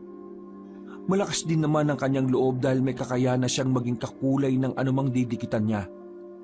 Dahilan para hindi siya makita ng kahit na sino. Kakasunod niya, nakarating na siya sa konseho. Bibihira lang mga pangkaraniwang aswang na nakakarating doon. Halos lahat kasi ng pinapayagan na makalapit doon ay ang mga supremo at ang ilang opisyal lang. Sa mga sandaling ito, napakinggan ni Carlito ang lahat na pinag-usapan ng mga supremo. Pinangunahan ito ng kanyang lolo Tibo. Dito na niya nalaman ang binabalak na paglusob ng mga aswang sa baryo ng mga tao. magiging madugo ang mangyayari. Ayon kasi sa plano ng mga Supremo, bibiglain nila ang mga tao. Idadamay nila lahat. Uubusin ng mga tao at walang ititira kahit na bata o kahit na matanda. May sakit man o wala, lahat ay papaslangin ng walang pagdadalawang isip. Kinabahan na si Carlito ng mga sandaling yon. Naiisip niya palang ang nag-iiyakang mga bata at matanda, nahahabag na ang kanyang kalooban. Hindi niya kayang makita ang mga taong yon na unti-unting mamamatay. Lalong nagkaroon ng dahilan si Carlito para tumiwalag sa mga kalahi niya. Para kasi sa kanya, hindi na maganda ang ginagawa ng mga kapwa niya aswang. Para sa kanya, mga manunugis lamang naman dapat ang kalaban. Sabay-sabay ang pagdiriwang ng pista ng mga baryong Magsaysay, Bautista at Marilag. Sasamantalahin natin ang mga sandaling nagsasaya sila. Tayo ang magsisilbing bangungot nila sa gabing yan. Ito na ang pinaka-perpektong pagkakataon para iganti ang mga mahal natin sa buhay na pinatay nila. Mga kapwa ko Supremo, mga opisyal ng konseho, ipagkatiwala niyo ito sa akin dahil ang kanilang kasiyahan ang gabi ng ating tagumpay. 2 araw na lang noon bago magdiwang ng pista ang 3 baryo na magkakatabi. Kaya naman buo na ang desisyon ni Carlito. Kakausapin na niya si Laura para ipaalam ang plano ng mga Supremo. Kinabukasan, magkasamang naglalakad si Carlito at Abel. Patungo sila sa baryo na Magsaysay. Kailangan niyang makausap si Laura bago pa mahuli ang lahat. Mag-isip ka nga, Insan. Malaking kasalanan ang gagawin mo. Kapag nalaman nilang ikaw ang nagtaksil sa kanila, kamatayan ang hatol sa'yo. Wala na akong pakialam. Hindi ko na gusto ang mga ginagawa nila. Abel, kung ikaw kaya mong tiisin na may mga inosenteng mamamatay dahil sa punyemas na alitan na to, pwes ako hindi. Kahit na aswang ako, kaya ko maging mabuti at mag-isip ng tama. Kung hindi ka sang-ayon sa akin, wag mo na akong samahan. Sasamahan kita. Ang akin lang naman baka mapahama ka rin. Mahirap magtiwala sa mga tao. Pagkatiwalaan man nila ako o hindi, wala na akong pakialam. Ang mahalaga, masabi ko sa kanila ang mga dapat nilang malaman.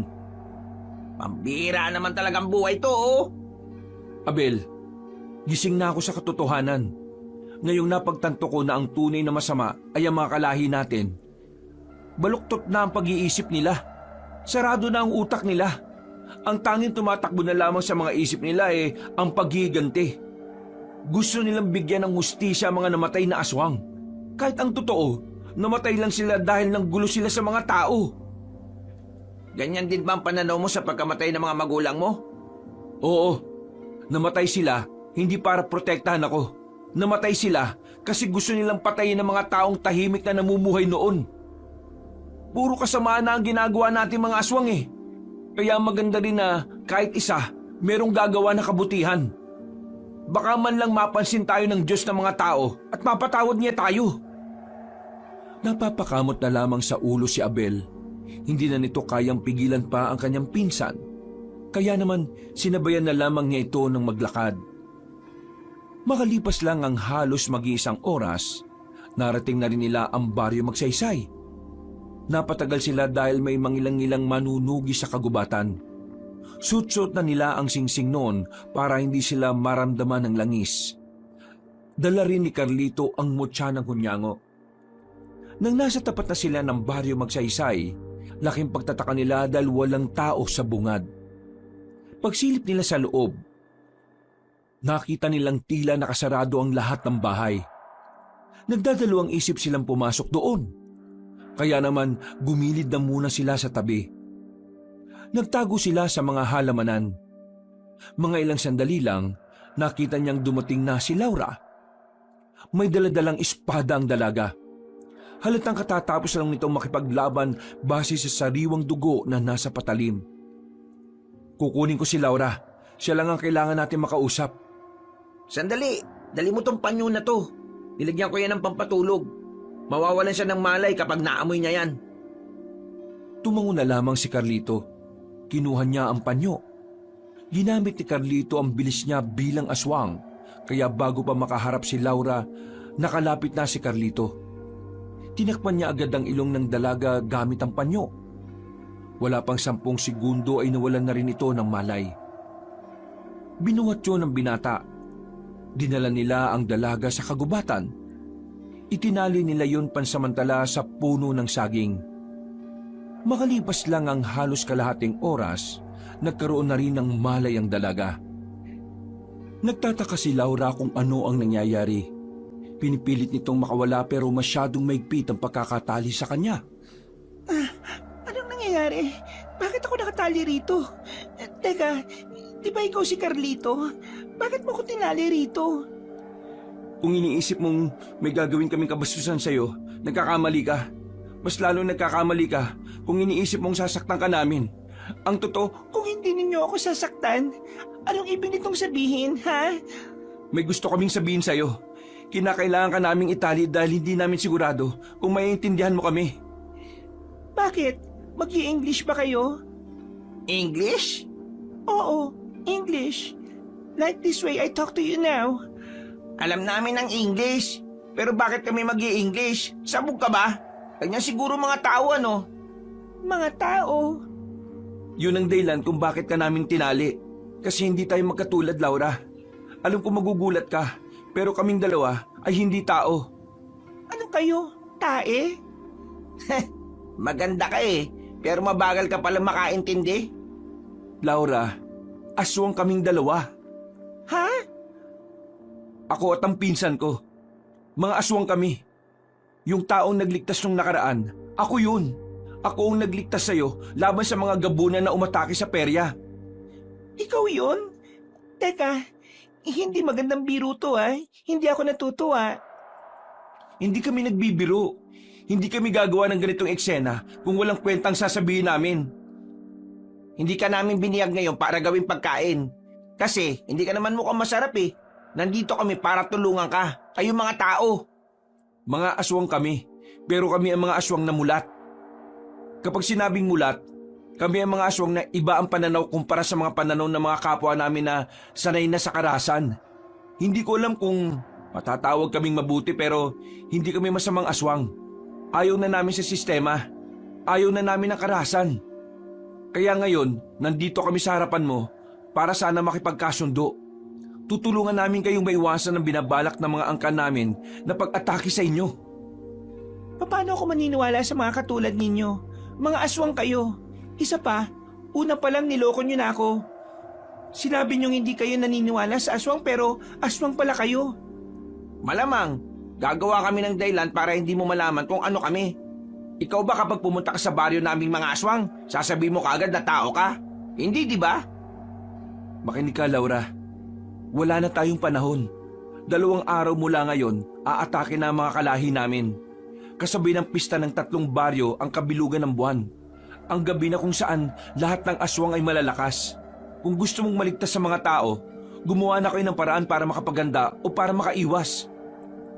Hindi pa rin ako nakukumbinsi. Kung talagang aswang ka, ipakita mo sa akin. Isus, ang titigas talaga ng ulo ng mga tao kahit na kailan eh. O sige, kung yan ang gusto mo, papakita ko sa'yo.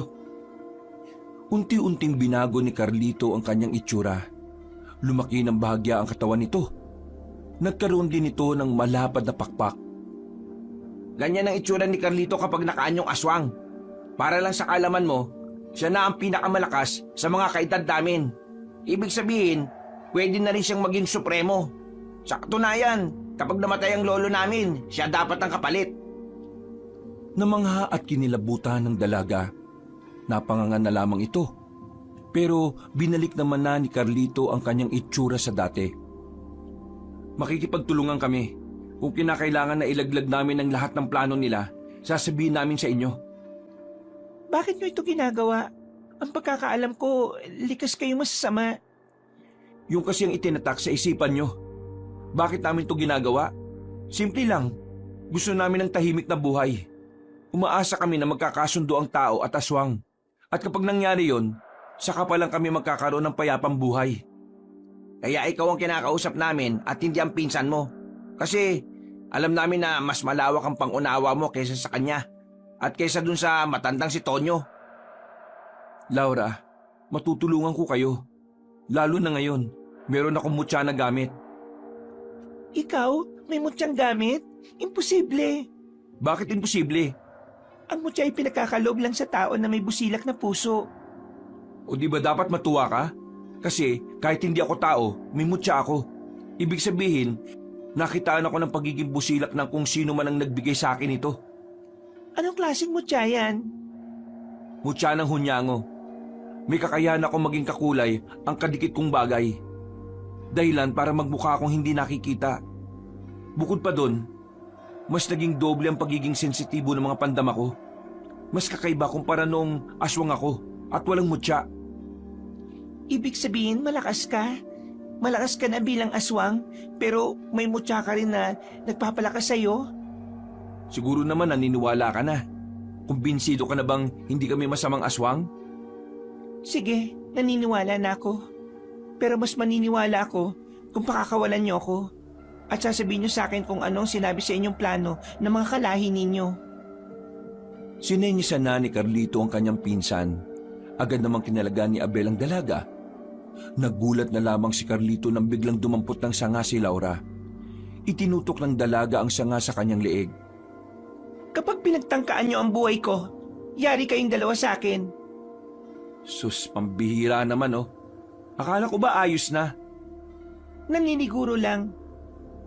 Hoy miss, kung gusto mong palagan si Carlito, mutya rin ang kailangan mo at hindi siya nga ng puno. Sasabihin ko na ang lahat ng dapat mong malaman. Ikaw na lang ang bahala magsabi nito sa kanila.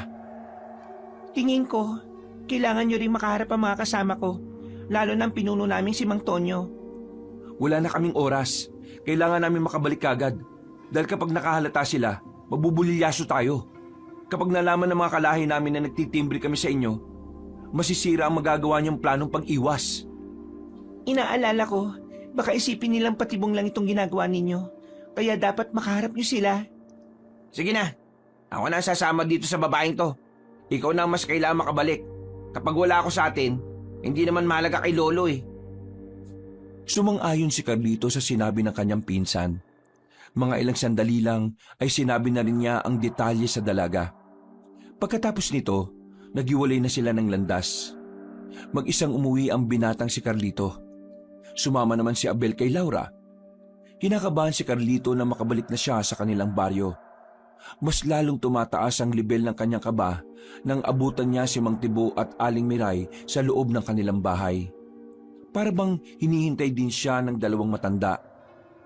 Bago siya pumasok ay nag-isip na kagad siya ng maaari niyang gawing dahilan. Saan ka galing? At bakit hindi ka nagpapaalam? Galing ako sa puntod ni Papa at Mama. Galing ka roon? Kadadalaw lang natin doon nung nakaraan. Hindi ka naman makakalapit sa puntod nila dahil nakakandado ang buong puntod. Nababalot ng bakal yon. Anong ginawa mo ron? Carlito, wag mo akong niloloko ha. Carlito, saan ka galing? Sa puntod nga po ni Mama at Papa. Nasa labas lang ako. Bigla ko lang kasi silang naalala. Bigla ko na lang naisip na papaano pala kung hindi sila namatay ng maaga. May magbabago kaya sa akin kung kasama ko sila ngayon? Nagkatinginan ng dalawang matanda. Agad namang nakaramdam ng awa si Aling Miray sa binata kahit di naman totoo ang pinagsasasabi nito. Ano ba ang mga sinasabi mo, Carlito? Nandito naman kami ng lolo mo para gabayan ka palagi. Carlito, siguraduhin mo lang na wala kang ginagawa na hindi ko gusto. Kasi kapag nalaman kong may ginagawa kang hindi maganda, hindi ako magdadalawang isip na parusahan ka, gaya ng ina ni Abel. Ina ni Abel na anak niyong dalawa. Anong sinabi mo? Totoo namang anak niyo siya, di ba? Ano gusto mong iparating? Wala po. Pasok na po ako sa kwarto ko. Gusto ko na po magpahinga. Nakakuyumang kamao na matandang si Mang Tibo. Buti na lamang ay umalis na rin ang binata dahil baka sapakin pa siya ng kanyang lolo. Pagpasok niya sa kanyang kwarto, agad niyang kinuha ang mutya ng hunyango. Kumuha siya ng tali at ikinabit sa itim na perlas. Sinuot na niya yon sa kanyang leeg. Sa puntong ito, Naisip niyang malaki ang may tutulong sa kanya ng mutyang yon, na sana tulungan siya ng mutya para maisagawa ang lahat ng kanyang ninanais. Para maghari ang kapayapaan sa pagitan ng mga tao at ng mga aswang. Sa kakaisip ng kung ano-ano, nakaramdam na rin ng antok ang binatang si Carlito. Tanghali na nang magising siya sa malakas na yugyug ni Abel sa kanya. Agad siyang napabangon at saka iritadong nagsalita. Ano ba? Yugyug ng yugyug eh.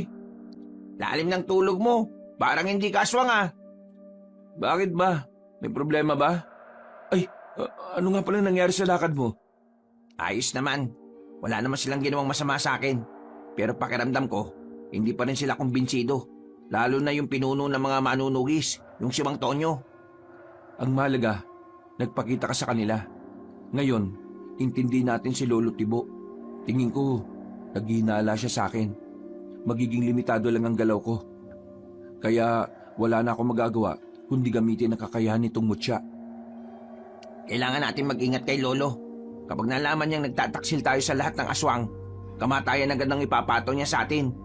Baka siya pang mismong pumugot sa ulo natin eh. Napabuntong hininga na lamang si Carlito. Aminadong kinakabahan pa rin sa mga maaaring mangyari. Pero para sa kanya, wala na siyang dahilan para umatras pa.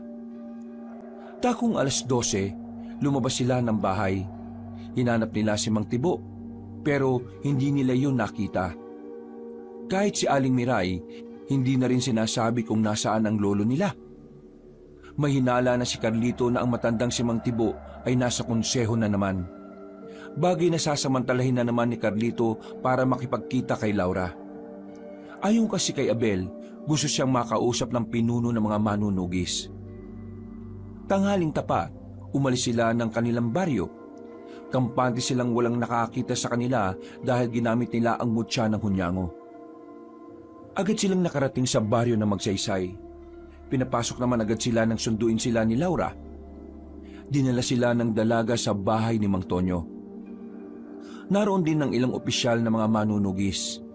Ang iba ay seryosong nakatingin sa kanya. Ang iba naman ay masama ang tingin na para siyang kakainin. Kagaya na lamang ng binatang si Isagani.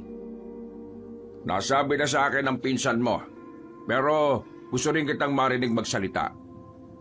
Hindi ko kasi nakala na isa ka palang aswang. Mukha ka lang kasing tao nung una natin pagkikita eh.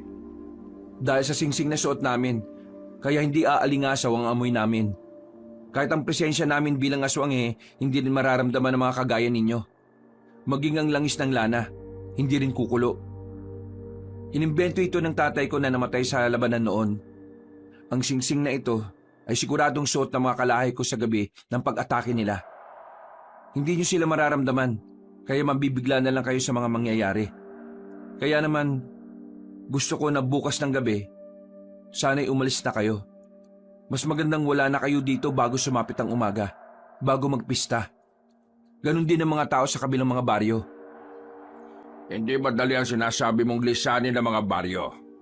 Wala nang oras. Hindi rin papayag ang iba. Ang gusto kong marinig mula sa iyo ay kung meron kang masasabing kahinaan ng mga kalahi mo. Dahil kung talagang gusto mong pigilan ang karasan nila, sasabihin mo ang kahinaan nila.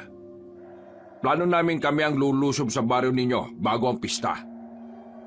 Sa kasamaang palad, ang alam ko lang na kahinaan ng mga pangkaraniwang aswang ay ang pilak na punyal, palaso, o kahit na anong sandatang may pilak.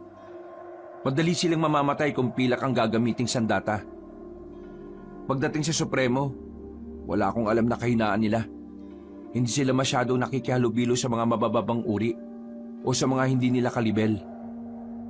Ang lolo mo, sabi nitong pinsan mo, supremo siya. Hindi ko nga rin alam kung anong kahinaan niya eh. Imposible! Lolo mo, siya na ang nagpalaki sa'yo tapos hindi mo alam. Mang Tonyo, magtitiwala kayo rito? Baka mamaya, patibong lang ang latang ito. Pinagkaluban ako ng mutya ng hunyango. Tingin mo, kung masama akong nilalang, bibigyan ba ako ng mutya?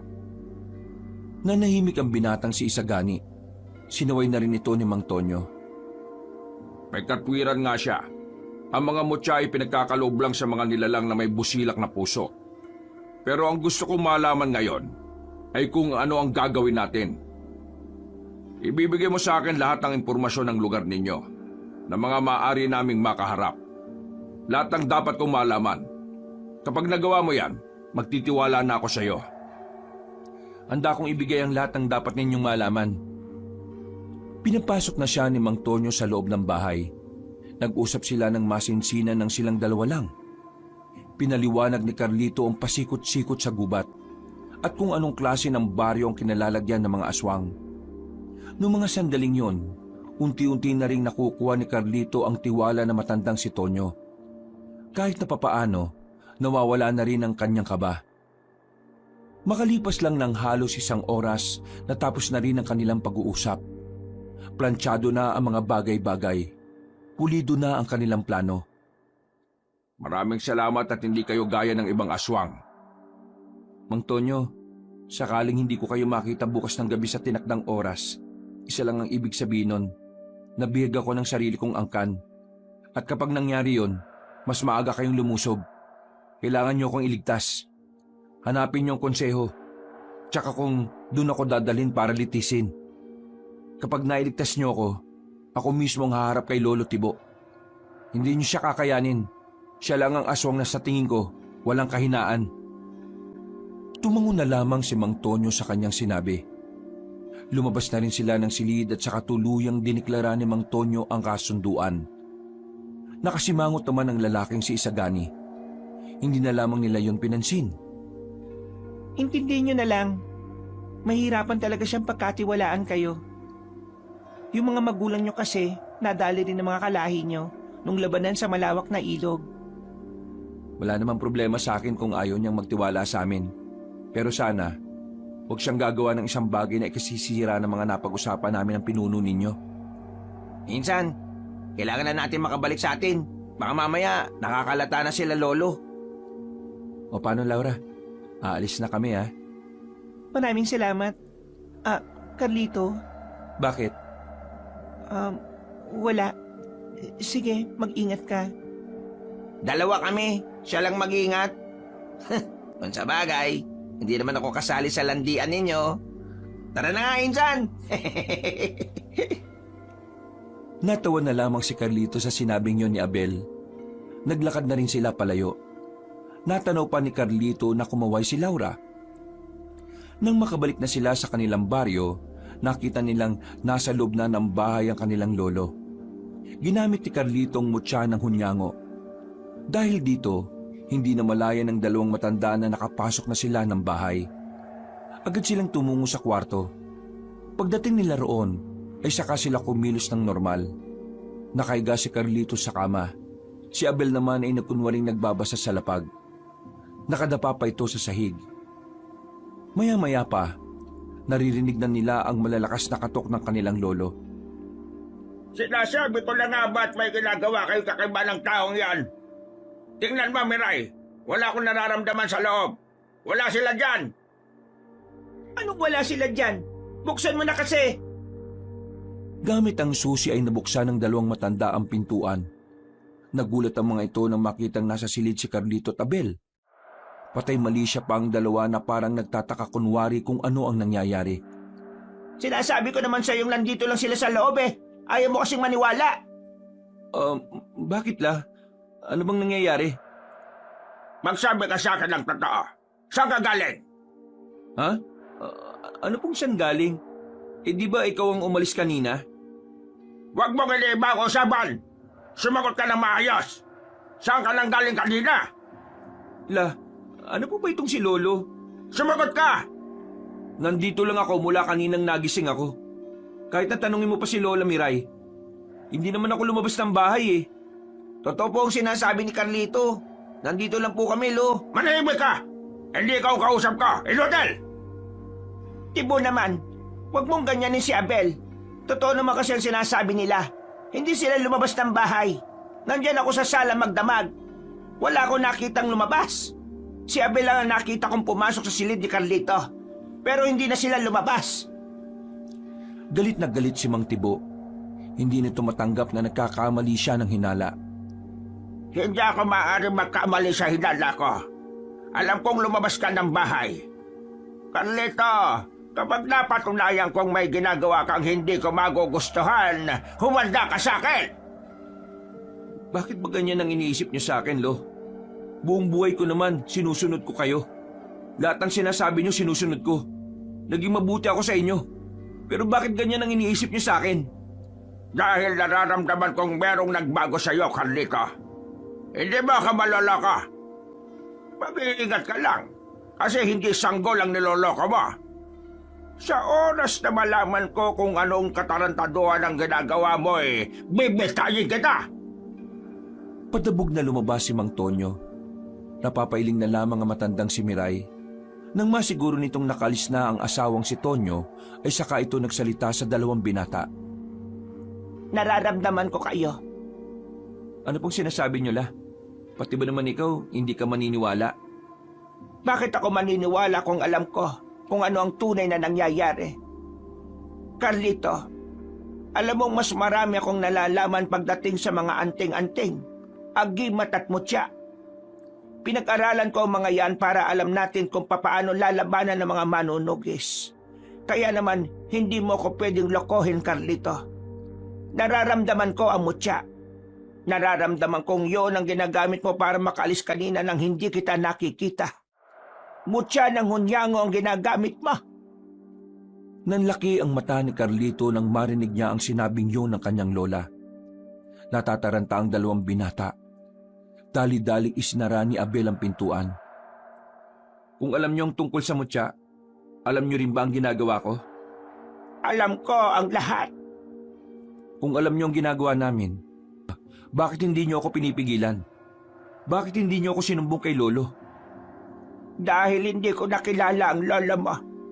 Ibang-iba na siya sa dati. Masyado na siyang nilalamo ng pagnanais ng ubusin ng mga tao. Mas marahas na siya ngayon. Hindi na siya nakikinig sa akin. At higit sa lahat, ayaw ko na sa sistemang ito. Gusto ko na lang din mahimlay ng may mapayapang kinalalagyang lugar.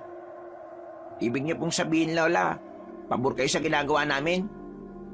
Alam kong ginagawa niyo lang naman ang tingin niyong tama, kaya hindi ko kayo pinipigilan. Kung ganon, sumama po kayo sa amin. Hindi pwede. Kapag nawala ko sa tabi ng lolo ninyo, mas lalo siyang mapapraning. Mas lalo niyang iisipin na may nagtataksil sa kanya. Makakasira pa ako sa mga plano ninyo. Pero kukunin ka namin, Lola, kapag lumusob na ang mga manunugis dito. Ngumiti na lamang ng papilit ang matandang babae, pero sa kaloob-looban nito ay namamayani ang pagkabahala. Mabilis na lumipas sa mga oras, sumapit na rin ang kinabukasan. Umaga pa lang, ramdam na nilang tila aligagana ang mga aswang sa kanilang baryo. Nung sandali ding yon, nanatili lang sa loob ng bahay si Carlito. Pakiramdam niya kasi ay may nagbabantay na sa kanila. Ramdam na ramdam ni Carlito ang mga presensya sa paligid. Nasa bakuran lamang siya habang nakatambay. Hawak niya ang gitara habang naghihintay sa kanyang pinsang si Abel. Yung kasi ang pinaalis niya para magmanman sa buong paligid. Mga ilang sandali lang, nakita na rin niyang dumating si Abel. Agad silang pumasok sa loob at pabulong na nag-usap. Insan, kailangan mo nang umalis ngayon. Ha? Bakit? Ano bang nalaman mo? Naghihinala na ang buong konseho sa'yo. Isa sa mga gabunan na nakalaban mo nung niligtas mo si Laura. Sinasabing taga rito ang aswang na taksil. Napaisip si Lolo Tibo. Unang pumasok sa isip niya, ikaw. Tama ba narinig ko? Kailangan mo nang umalis. Opo, Lola. Pinaghihinalaan na siya ng konseho. Mismong si Lolo Tibo ang naglaglag sa kanya. Hindi ako aalis. Kapag umalis ako, mas lalo lang iisipin ni Lolo na ako nga ang nagtaksil na aswang. At kapag naisip niya yon, baka magbago ang plano nila. At kapag nagbago ang plano nila, masisira naman ang pinaplano namin ni Mang Tonyo. Pero Insan, mapapahama ka. Baka dakbin ka kagad nila ngayon.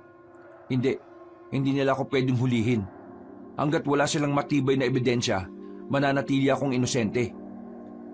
Lolo, ayaw pa makinig eh. Sabihan niyo na nga po. Hindi. Tama si Carlito. Tama lang ang naisip niya. Masisira ang lahat kapag umalis siya ngayon. Mananatili ako dito hanggang mamayang gabi. Saka lang ako alis kapag parating na ang mga manunugis. Napapakamot na lamang sa ulo si Abel. Sobra kasi itong nag-aalala para sa kanyang pinsan. Alam kasi ni Abel na anumang oras maaaring mawala sa kanila si Carlito kapag hinatulan nito ng parusang kamatayan. Lumipas sa mga sandali. Wala namang nangyaring masama. Hindi dinakip si Carlito. Walang kahit na anumang senyales ng panganib. Pero kahit na ganon, nakakaramdam pa rin ng kaba si Carlito. Nakakabahala ang pagiging kalmado ng sitwasyon. Dakong alas 5 na ng hapon, 2 oras bago ang napag-usapan nila ni Mang Tonyo, tumitingin-tingin siya sa labas. Hindi niya alam kung bakit parang nawala na ang mga nagmamasid sa kanya. Nang subukan niyang paganahin ang mutya ng hunyango, lumabas ang kanyang pandinig at pakiramdam. Narinig niyang paparating na sila Mang Tibo kasamang ilang mga aswang na mula sa konseho. Abel, umalis ka na rito. Abisuhan mo na kagad sila, Laura. Oh, bakit na naman? Paparating na sila para dakpin ako. Iwan mo na kami ni Lola dito. Umalis ka na, bilis! Wala nang sinayang na sandali pa si Abel. Umalis na ito ng bahay. Habang lumalapit naman sa kanya ang lola niyang si Miray, hinawakan siya nito sa kamay. La, kailangan mo umaktong wala kang nalalaman ha. Ayaw kitang madamay. Huwag ka mag-alala, Apo. Susubukan kong kausapin ang lolo mo. Hindi na po kailangan. Tanggap ko na po ang mangyayari sa akin. Pero, La, magiging maayos lang ako. Naniniwala ako sa mga manunugis na magagawa nila ng paraan para makamit ang lahat ng kapayapaan. La, nandyan na sila. Lumayo ka na sa akin. Sinunod ni Aling Miray ang sinabi ni Carlito. Maya-maya lang, biglang bumukas ng padabog ang pintuan. Unang pumasok ang kanyang lolo. Agad na lumapit sa kanya si Mang Tibo. Isang malakas na sampal ang pinakawalan nito. Sa lakas ng sampal na matanda, ay bumulandra siya sa dingding. Agad namang lumapit ang matandang si Miray. ano ka ba, Tibo? Bakit mo sinasaktan ng apo natin? Ito nga pa ba? Taksil sa angka ng mga aswang. Taksil sa ating lahi. Ha? Anong sinasabi mo? Siya ang taksil na nagligtas sa babaeng manunugis. Hindi malabong kumampin na rin ang sinaulong ito sa mga tao. Kaya naman, ngayon, papairalin natin ang batas nating mga aswang. Wala akong pakialam kahit anak ka ng anak kong paborito. Wala akong pakialam kahit apo pa kita. Wala akong pakialam kung sino ang masasaktan. Dahil ngayon, bilang pinakamataas na supremo sa lahat, dinideklara ko na patawag ka ng pinakamataas na parusa, ang parusang kamatayan! Tibo naman, baka naman pwede nating idaan ito sa maayos na usapan. Apo natin yan. Hindi naman yan ibang aswang. Kapag batas ang usapan, walang pamilya, walang kaibig-kaibigan. Lahat susunod sa batas. Dahil ang batas ay ang pangalawang mataas bukod sa Panginoon natin. Sige na, kalagkarin na yan papunta sa konseho. Sabihan ng lahat ng mga aswang na merong isasagawang pagbitay ngayong gabi. Dakong alas 7. Kaya naman, gusto kong magtipon ng lahat. Wala nang nagawa pa si Aling Miray ng pwersahan ng ilabas si Carlito. Kinaladkad ito sa daan at pagdating ng konseho, dito na inilabas ni Mang Tibo ang galit nito sa sariling apo. Sa harap ng mga supremo, pinatikim niya si Carlito. Napakawalang hiya mga aswang!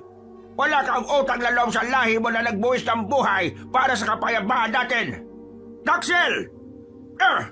Ano? Ayan pa! Dumugo na ang ilong at bibig ni Carlito. Ramdam na ramdam nito ang mga sakit ng katawan niya. Kahit matanda na ang kanyang lolo, hindi maikakaila kung gaano ito kalakas. Ang mismong mga magulang mo, nagbuwis sila ng buhay para labanan ng mga tao. Tapos ngayon, ikaw, nakikipagmabutihan ka sa kanila. Wala kang kwenta. Nakakadismaya ka. Kung alam ko lang na magtataksil ka, hindi na sana kita binuhay doon. Hinayaan na lang sana kitang mamatay sa sakit. Mas mainam pang ang hinayaan niyo akong mamatay eh. Mas gugustuhin ko pang mawala. kaysa tiisin ang bulok na sistema nating mga aswang. Anong sinabi mo? Hindi masasama ang mga tao. Tayo ang masasama. Lumalaban sila dahil gumagawa tayo ng kasamaan. Dinadamay natin ng mga walang kamalay-malay. Akala nyo ba hindi ko alam ang sikreto ng konsehong ito? Pumapatay kayo ng tao para gawing pagkain. Matagal nyo na itong ginagawa. Ang mga pinapatay nyo ay yung mga taong inosente. Mga taong naglalakad pa uwi galing sa trabaho. Bigla nyo nga hablutin at papatayin? Sawang-sawa na ako sa ganitong sistema. Mulat na ako sa katotohanan na ang aswang talaga ang tunay na salot at hindi ang mga tao. Ang kapal ng mukha mo! Ah! Nagbago na ang kulay ng mata ni Mang Tibo. Galit na galit itong binugbog ang binata. Hanggang sa tuluyan na nga itong mapahiga. Wala kang alam sa mga sinakripisyo namin para lang manatiling buhay ang lahi natin. Isa ka lang pangkaraniwang aswang na nakikinabang sa kapayapaan na kami ang dahilan. Hindi kapayapaan ang tawag dito. Isa itong impyerno. Muli na naman binugbog ni Mang Tibo ang kanyang apo. Tumigil lamang ito ng awatin na ito ng iba pang supremo. Mga ilang sandali lang, nagsimula na ang imbestigasyon. Pero kahit na anong gawin ng mga supremo, walang binanggit na kahit na anong impormasyon ng binata. Lamog na ang katawan nito kakabugbog. Kaya naman, pagpatak ng 7:00 ng gabi, tuluyan ang hinatulan ng parusang kamatayan ang aswang na si Carlito. Muling kinaladkad si Carlito palabas ng konseho. Sa bungad ay nakaabang na si Aling Miray. Lalapit sana ito kay Carlito pero nagulat ang matandang babae nang itulak siya mismo ng kanyang asawa. Kriminal ang lalaking ito. Subukan mong protektahan ang apo mong ito. Kundi pati ikaw madadamay.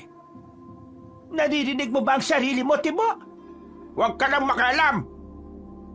Itinali si Carlito sa malapad na katawan ng puno.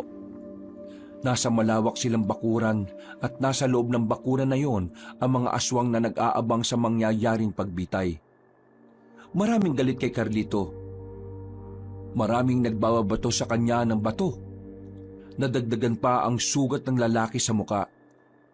Gustuin man ni Aling Miray na harangan at saluhin ang mga batong tumatama sa binata. Wala itong magawa dahil nakaharang ang mga aswang mula sa konseho. Ang nasa harapan ninyo ay ang apo ko na ngayon ay itinatakwil ko na. Pinagtaksilan niya ang lahi dating mga aswang. Kaya ngayong gabi, masasaksiyan niyo lahat ang parusang kamatayan na nararapat para sa kanya. Nagsigawan ng mga aswang. May masaya at meron din namang mga galit na galit. Ilang sandali pa, dumating na rin ang isang lalaking aswang na dala ang malaking espada. Ang espadang yon ang ginagamit kapag pinupugutan ng mga nakakasala sa kanila. Hindi mananaig ang kasamaan ninyo. Paparating na sila. Nararamdaman ko sila. Bago pa matuloy ang parusang kamatayan, biglang nabulabog ang buong baryo nila. May mga manunugis na lumabas mula sa mga gilid-gilid. Umulan ng mga palaso. Pagkatapos, pinagtatataga ng mga yon ng mga aswang na naroon. Si Mang Tibo naman at ang ilang supremo ay agad na nakapagtago. Naramdaman na lamang ni Carlito si Abel na nasa tabi na niya. Agad nitong inalis ang kanyang pagkakagapos. Insan, hanapin mo si Lola. Baka madamay siya pakiusap. Sige, akong bahala kay Lola. Nang makatayo na si Carlito, ay lumapit na sa kanya si Laura at Mang Tonyo. Naroon din si Isagani na nakasimangot. Maraming salamat. Saktong-sakto ang dating ninyo. Maraming salamat din at inabutan ka pa namin buhay. Mang Tonyo, Laura, kayo na ang bahala sa ibang supremo. Ako nang haharap kay Lolo Tibo. Sigurado kang kaya mo ang lolo mo sa ganyang kalagayan mo? Opo, kakayanin ko. Nasa akin na mutya at isa rin naman akong aswang. Sige, kami nang bahala sa iba. Nang umalis na rin ang dalawang yon para harapin ang mga supremo, pinatunog na rin ni Carlito ang kanyang mga daliri pati na rin ang leeg. Handang-handa na siyang labanan ng kanyang lolo. Hindi niya alam kung kakayanin niya ito, pero handa siyang gawin ng lahat, matalo lamang ito. Pinagana na niya ang kanyang mutya. Hindi na siya nakikita ng mga aswang na nadadaanan niya. Nagtungo agad si Carlito sa kinaroroonan ng kanyang lolo. Inabutan niya yon sa loob ng konseho. Nagulat na lamang ang matanda nang bigla siyang lumitaw sa gilid. Paano ka napunta dyan? Lolo, alam niyo ba na ang aswang ay pwede rin makagamit ng mutya?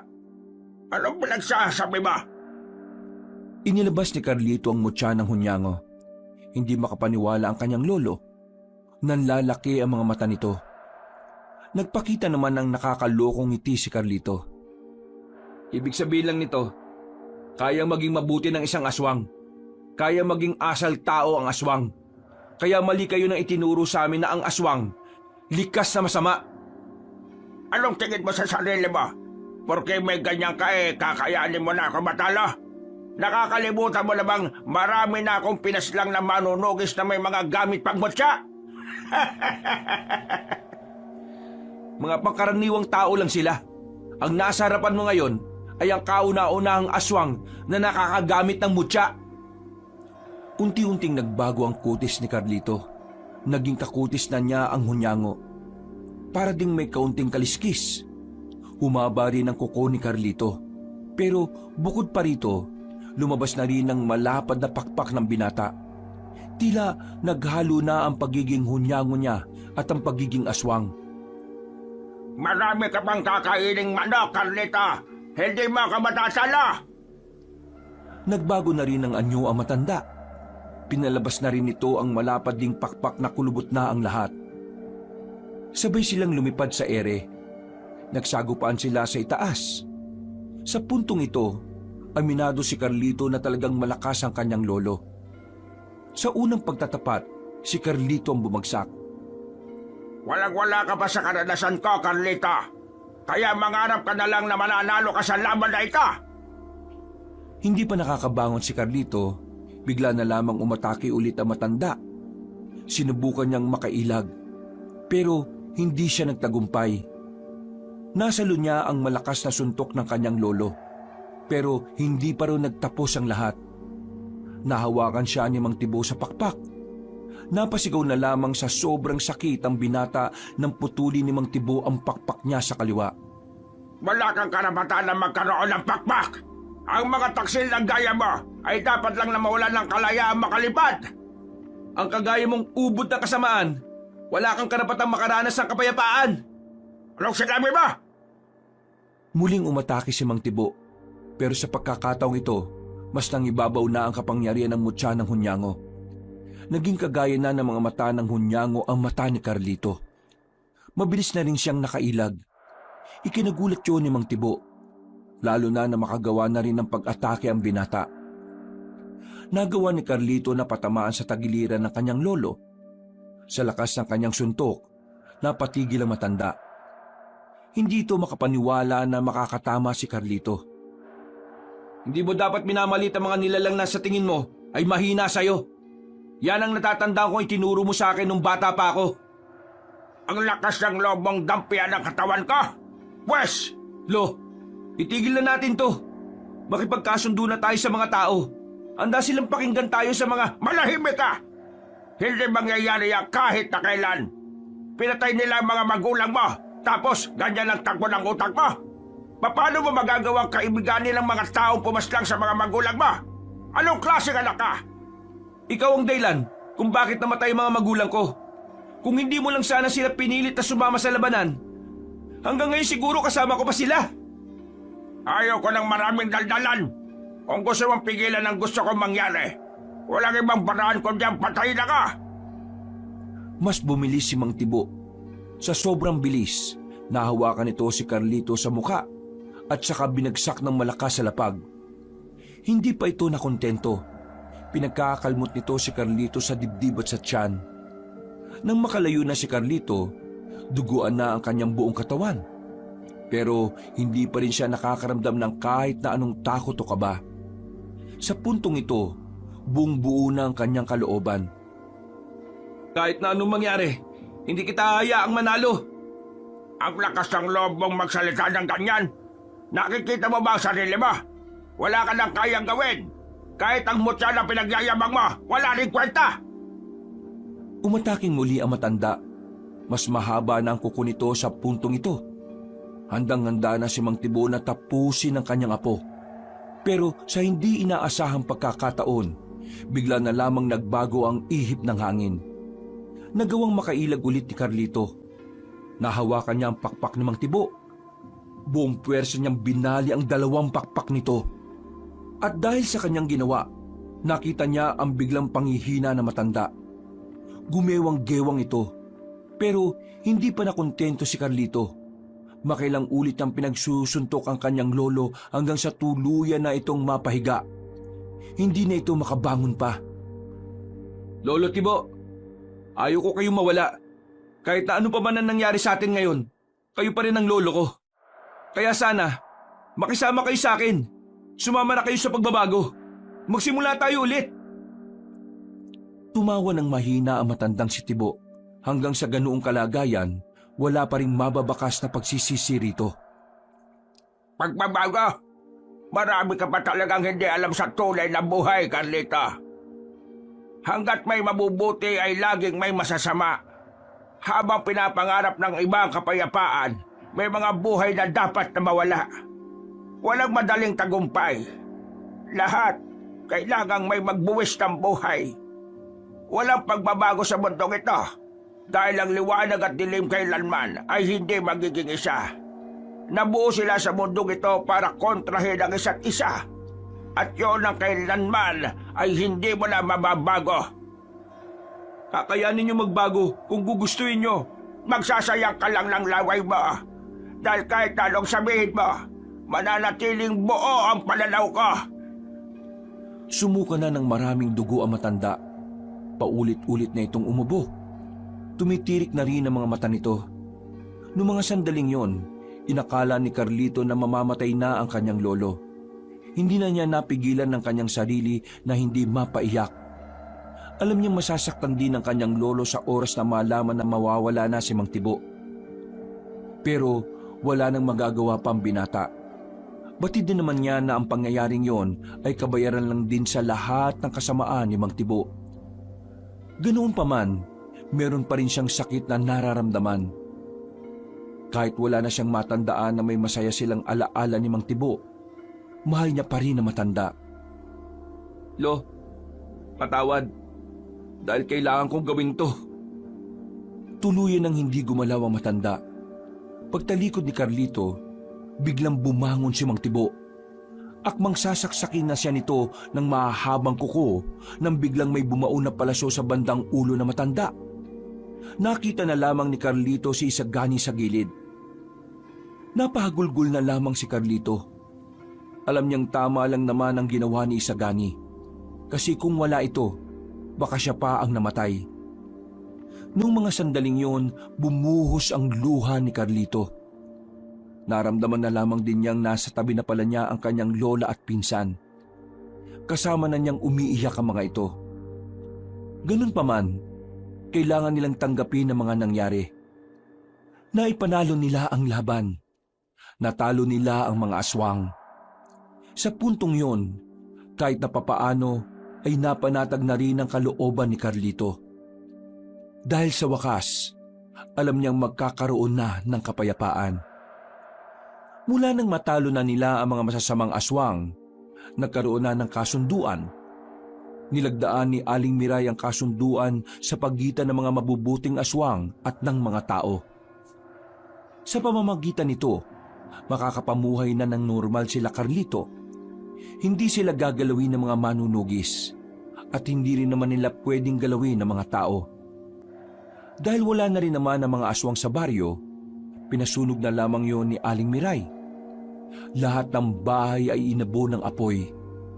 Habang silang maglola naman, mas pinili na lamang mamuhay sa malayo. Nagtungo sila ng Maynila. Doon nila naisimula ng kanilang buhay bilang mga aswang na mabubuti. Sinubukan nilang mamuhay ng normal. Hindi naging madali para kay Carlito nakalimutan ang mga nangyari.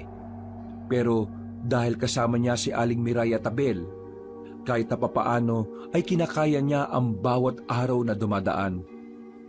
Sa ngayon, na kay Carlito pa rin ang mutya at alam niyang magagamit siya pa yon sakaling may mga kapwa-aswang na naman ang magtatangka sa buhay ng mga tao. Nagkaroon ng patuloy na pag-uusap sina Carlito at Laura. Hindi nawala ang kanilang komunikasyon. Nararamdaman ni Carlito na magkakaroon ng panibagong yugto ang kanyang buhay kasama si Laura. Wakas,